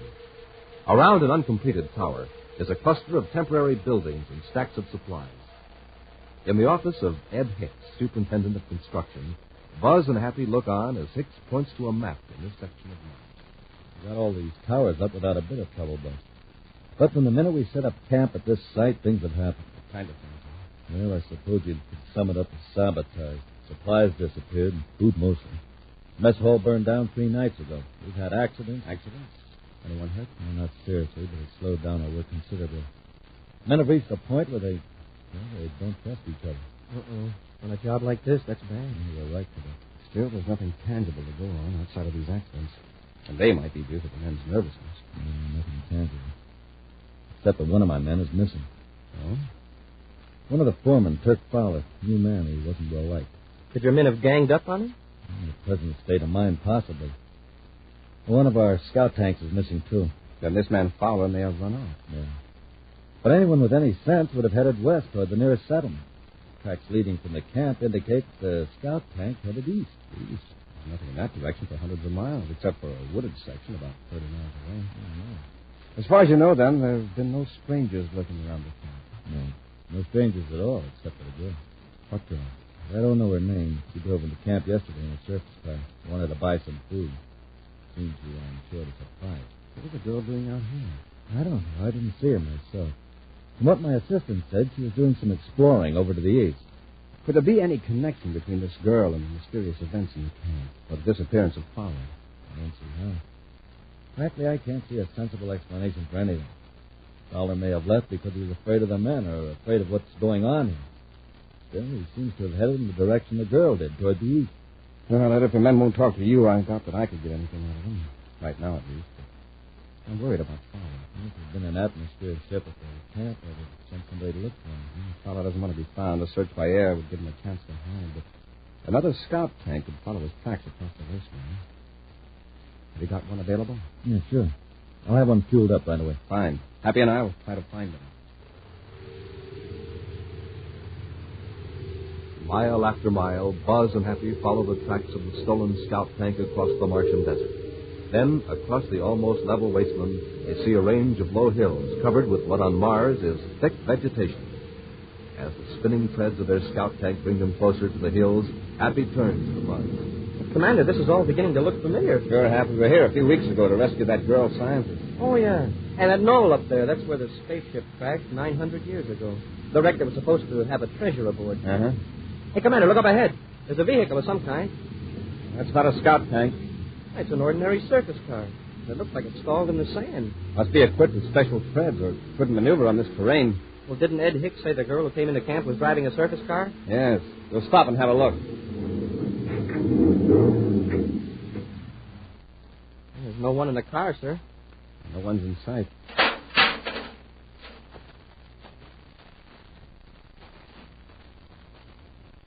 The tracks of that scout tank continue right past the car. On toward those wooded hills. Look at these footprints. They lead from the surface car to the tank. Then the girl got out of this car and into the tank. And she must have gone willingly. There's no sign of a struggle. Let's take a look in the car.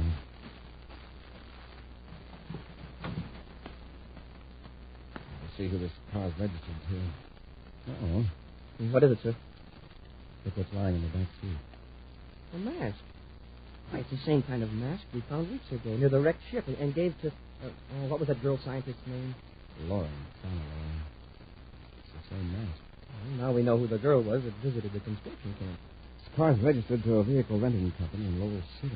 And Miss Loring must have driven all the way from Lowell City, hundreds of miles across the desert all by herself. Apparently she's not alone now. Do you think she's in any danger from Fowler? Perhaps not. I'd like to know why he stole a scout tank and headed in this direction. Come on, Hank. Let's get back in the tank and follow these tracks.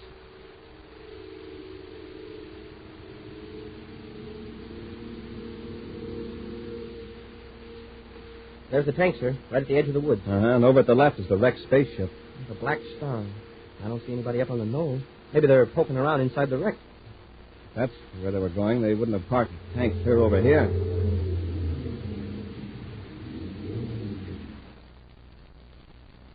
Probably exploring the woods, huh? Since Fowler may not be too delighted to see us. And the ray gun. Cautiously, Buzz and Happy worked their way deep into the woods, following a trail marked by broken twigs and an occasional footprint. They seem to have a definite idea of where they're going. Yes, sir. But who's doing the leading? Miss Loring or Fowler? The girl, probably. Fowler may be holding a gun on her. Well, when we last saw her a few weeks ago, she was convinced that the people who crashed in that ship were space pirates and had hidden stolen jewels somewhere in this area. Only the jewels, but everything else. The wreck was completely stripped. Well, the last survivor of that wreck must have passed away 8 centuries ago. Hey, maybe he left a map, and Miss Loring found it. Mm-hmm. There was one mystery about that wreck that Miss Loring couldn't explain. When the pirates crashed, the spacer phoned for help. According to the ancient records, there were 20 men and women aboard the Black Star. 18 survived the crash. Yes, sir. And help never arrived. Those graves up on the hill near the wreck prove that. And that's the mystery. Remember, there are 20 graves. Who buried the last survivor? Hey, that is a mystery. Of course, the simplest explanation is the records are wrong, that there were 21 people aboard. And Miss Loring may have all the facts now, Commander. It'll make quite a story. Those pirates landing with a ship full of stolen museum relics from Earth. Yes, and the choice they had to make between living out their lives here on Mars or calling for rescue and going back to Earth as criminals. And there could have been a battle between those who wanted to stay and those who wanted to go. I heard something up above. There's a movement in the bush. Maybe it was the wind of the sound. Smoke and rockets. What was that? I can stuck that tree right behind us. Commander, it's an arrow. Listen. Whoever shot it is running away. Well, why would Fowler be using a primitive weapon like a bow and arrow? It's a girl. Diana Loring. She's in trouble. Come on, Hap.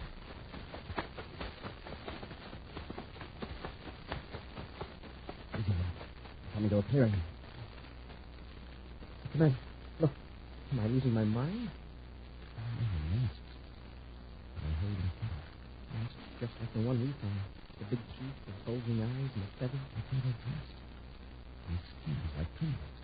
They're carrying bows and arrows. They're heavy sense. They're wrestling. It's not to shoot me. What about Miss Loring? Let's make her unconscious. I can't go back to the car. Important for me to get her away from those men. Just what I'll have to do. Yes, sir. Hey! Happy. Happy, you hurt? No, sir. I didn't see this hole. It was covered up with branches and leaves. Give me a hand. I'll pull you out. Yes, sir. I can't quite reach it. I'll lie down on the edge of the pit.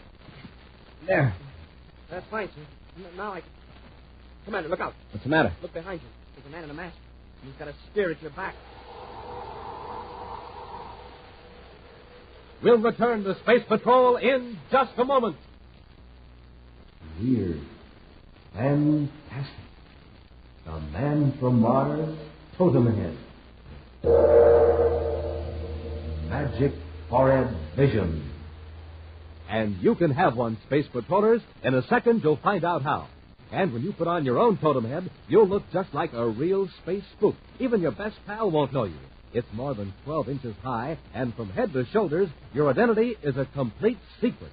That magic forehead vision lets you see out, but your friends can't see in, or tell who's wearing the Man from Mars totem head. Think of the fun you can have fooling them. They won't know which direction you're headed either, because the totem head has a face in the front and one in the back, too. It comes in real Martian colors, red and yellow, green and black, with floppy ears, a beak-like nose, and fang-like teeth.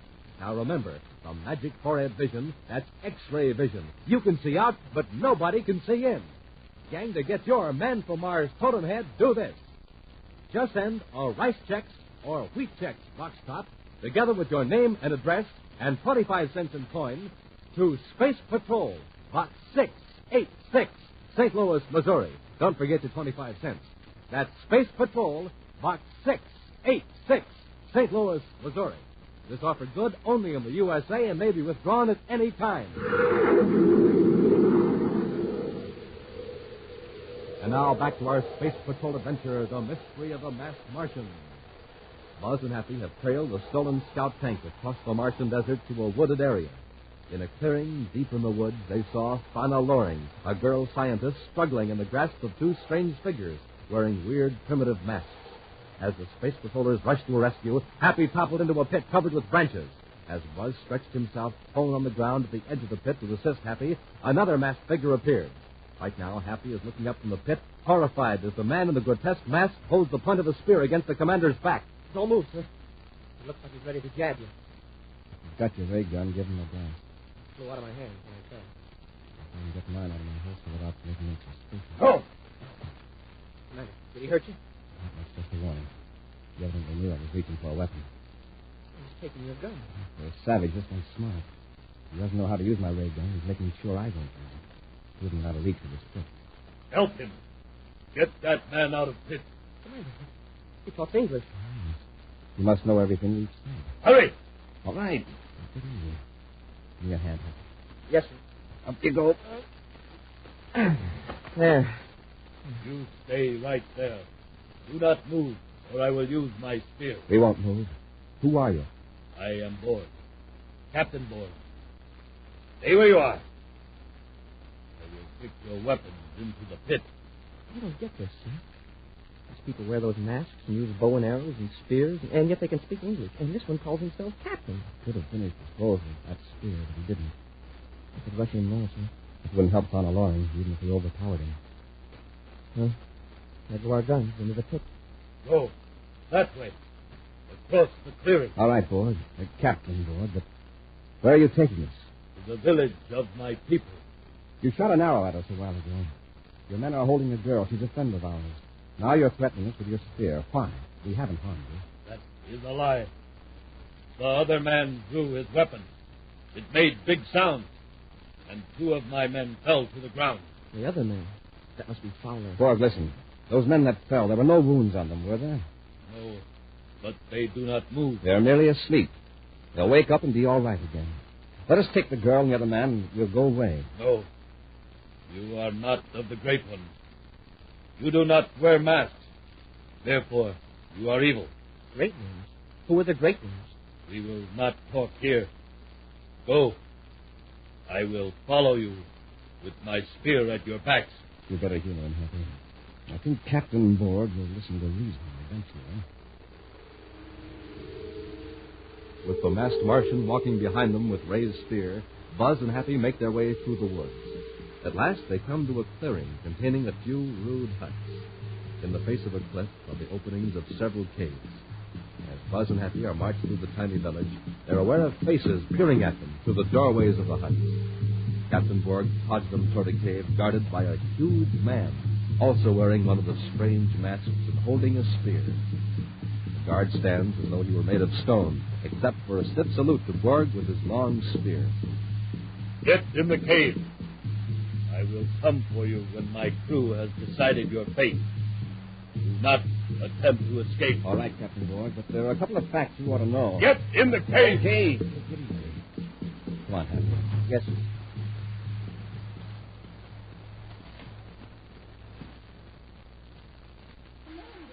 Hey, the girl's in the cave.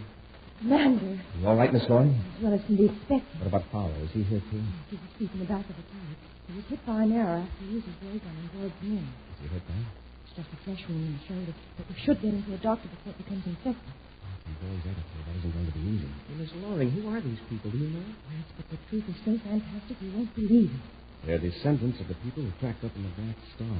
Isn't that right? Yes, Commander. It's the most amazing example of survival I've ever heard of. The ship crashed here 870 years ago. That means this is about the 25th generation. Yeah, but those graves on the hill, they're exactly 20. Why aren't there more? That hill's regarded as sacred ground. It's reserved for the great ones. The great ones? Oh, that's the phrase Borg used. Yes, these people believe that their remote ancestors were superior beings who came out of the sky. They came out of the sky, all right, but they sure weren't superior. They were pirates. Remember, Happy, in 800 years, facts can become distorted into legends. Yes, but didn't they have any books on the ship? In the struggle for survival, reading probably became a lost art in 2 or 3 generations. That's what's taken over their efforts to obtain food. Reading wasn't a practical skill. But those crazy masks, they weren't practical either. No, but they symbolized the greatness. Those masks are copies of those that were aboard the spaceship. Relics of primitive tribes that lived out there thousands of years ago. Yet they're not quite like the Earth masks, Miss Mary. I know. After all, these people are intelligent and creative. Each generation probably added its own ideas and designs. Yeah, but you'd think they'd know that people who fly in spaceships don't wear primitive masks. The first 3 generations probably did. I think that for hundreds of years, everything these people know has been passed on by word of mouth for 30 generations. Yeah, I noticed that Borg calls himself captain and refers to his people as his crew. Yes, those terms are carryovers from the original survivors of the spaceship crash. Each new leader of this colony becomes a captain of the crew. Sounds funny at first, but I guess it makes sense. How many people are there in this group now, Miss Lane? Not more than 60. Oh, that's quite a mob. When they've got bows and arrows and we haven't got any weapons at all. It's ironic, isn't it? Those primitive weapons, those museum relics, hadn't been aboard that spaceship, these people couldn't have survived. That's right. Chances are the ammunition for the modern weapons is exhausted in a few years. Well, right now I wish the spears and bows and arrows were exhausted. How are we going to get out of this fix? The chief weapon now is to know how these people think and what they feel. Exactly. Now, if we can convince him... It's Borg. Well, Captain Borg, what's the verdict? Verdict? I do not understand. But no matter. I have met with my crew. We have agreed that you will not leave our woods alive. Then keep us here. It is nearly night. Deimos, the large moon, is already climbing across the sky. When he is overtaken by his swift little brother Phobos, I will come for you. The best marksmen of my crew will aim their arrows so that you will not suffer. Oh, that's great. Thanks a million. The great ones will be avenged. Until I return, goodbye. Well, I've been in some tough spots, but this is a nightmare. He calls the moons of Mars by their right names, and yet he's going to finish us off with bows and arrows, like some primitive savage. What are we going to do? Another half hour to be dark. It gives us about an hour before Phobos passes the other moon.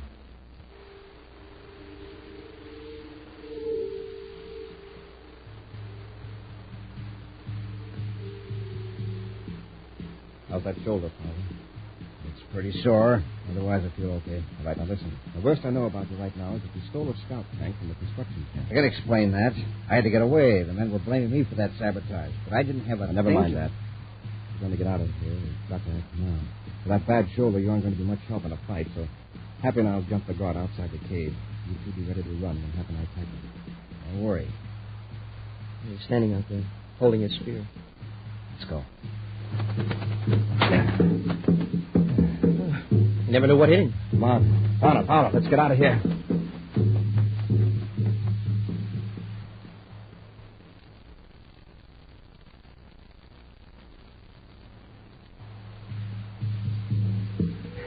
Look, that bonfire's burning. What a weird sight. The whole village is out, and all I know is now. Pack of bloodthirsty savages. Wait. Stand still a minute. The bonfires and the light from those 2 moons, we're going to have a tough time getting away from here without being seen. Commander, look. A couple of them are coming this way. Things. I don't think so, not yet. Let's run for it. No, Fowler, we wouldn't stand a chance. Up ahead a few yards, there's another cave. We'll duck in there until it's clear. Come on.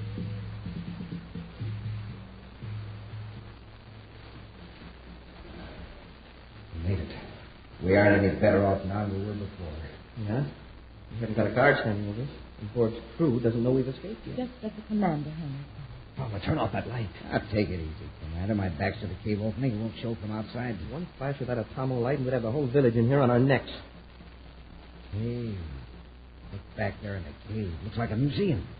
Fowler, shield that light with your hand. Happy you and Fowler stand close behind Fowler to block any stray beams. Yes, sir. Wow, look at all this stuff. Masks, bows and arrows, spacesuits, and tools. And drums. Primitive drums. This one is African. And this is the Southeastern Asia. Borneo, perhaps. Never mind the drums. Look at that. Wow. A whole chest full of gems. Diamonds, rubies, emeralds. This one is worth at least 1 million credits. Commander, this cave is a sort of a shrine to these people. Here are the relics from their ancestors' ship, preserved for centuries. Interesting, isn't it? Space suits of the 22nd century, next to prehistoric weapons. It's all the same to these people. Follow, leave those jewels alone. Now, let's take what we can. What good are they to these savages? Put them back. We aren't going to steal the treasures. Commander, are you nuts? This was pirate loot to begin with. Did their ancestors steal it? We haven't got time to argue about ethics and honesty. You want to walk out of this cave, or do I carry you? Well, okay. We could all be rich. I'm more interested in getting away from here alive. Commander, can I see if it's all clear outside the cave? Now, wait, Happy. These masks. If we each put on a mask, we might be able to work our way around the edge of the village without being challenged. You are nuts. What about our clothes? It's a chance we'll have to take. If someone gets very close, our clothing will merge with the darkness. It's worth a try. Sure, even if they know we've escaped, they'd never suspect us of wearing these masks. Come on. Pick a mask and let's get out of here.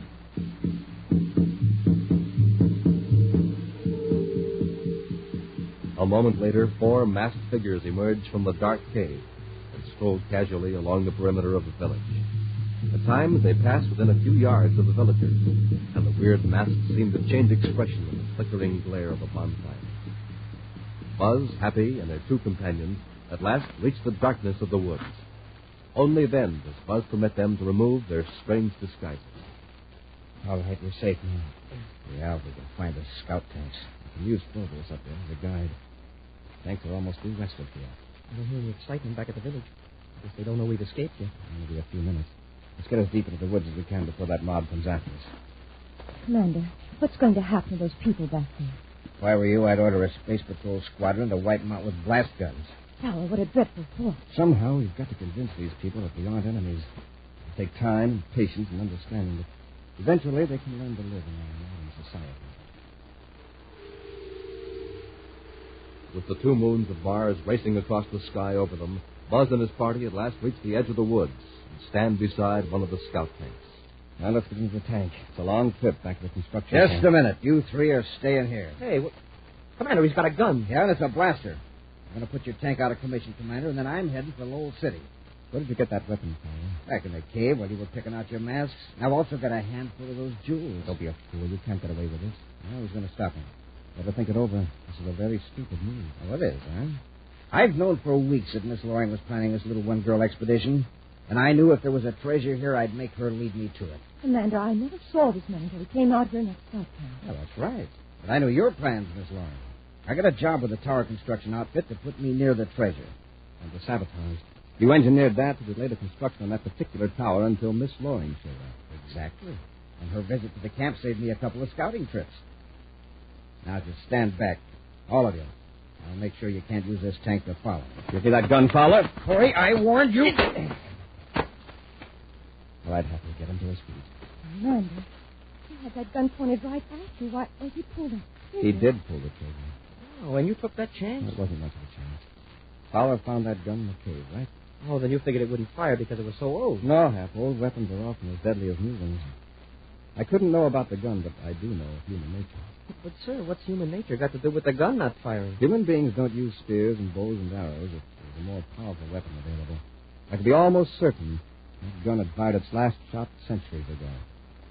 Okay, Hap, let's get Fowler into the tank. We've got a long trip ahead of us.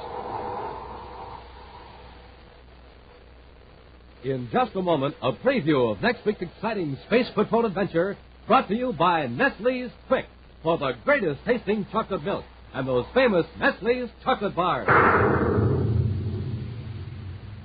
How do you do, Captain Two-Fells?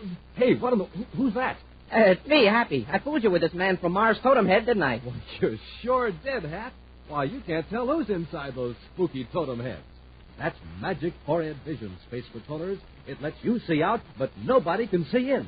You're completely disguised when you wear your totem heads. Smoking rockets, the totem head is fantastic. More than 12 inches high, all brightly colored with a scary totem face in front and another face in back, so your friends can't tell whether you're coming or going. And remember, the magic vision forehead works only for you, so you can see out, but nobody can see in. Now, here's how to get your very own totem head. Send the lid or a tracing of the front of the label of Nestle's Quick, together with your name and address and 25 cents, to Space Patrol, Box 686, St. Louis, Missouri. That's Space Patrol, Box 686, St. Louis, Missouri. And now, a preview of next week's exciting Space Patrol adventure. Buzz and Happy have entered a manufacturing plant on Jupiter to capture a fugitive. Now, in a large, empty storeroom, they find their search blocked by a locked door. He must be in the next room, sir. I heard a noise there. Let's get away from this door. It looks pretty rugged, but... What happened to the lights? Darkness will help off as much as Saturday.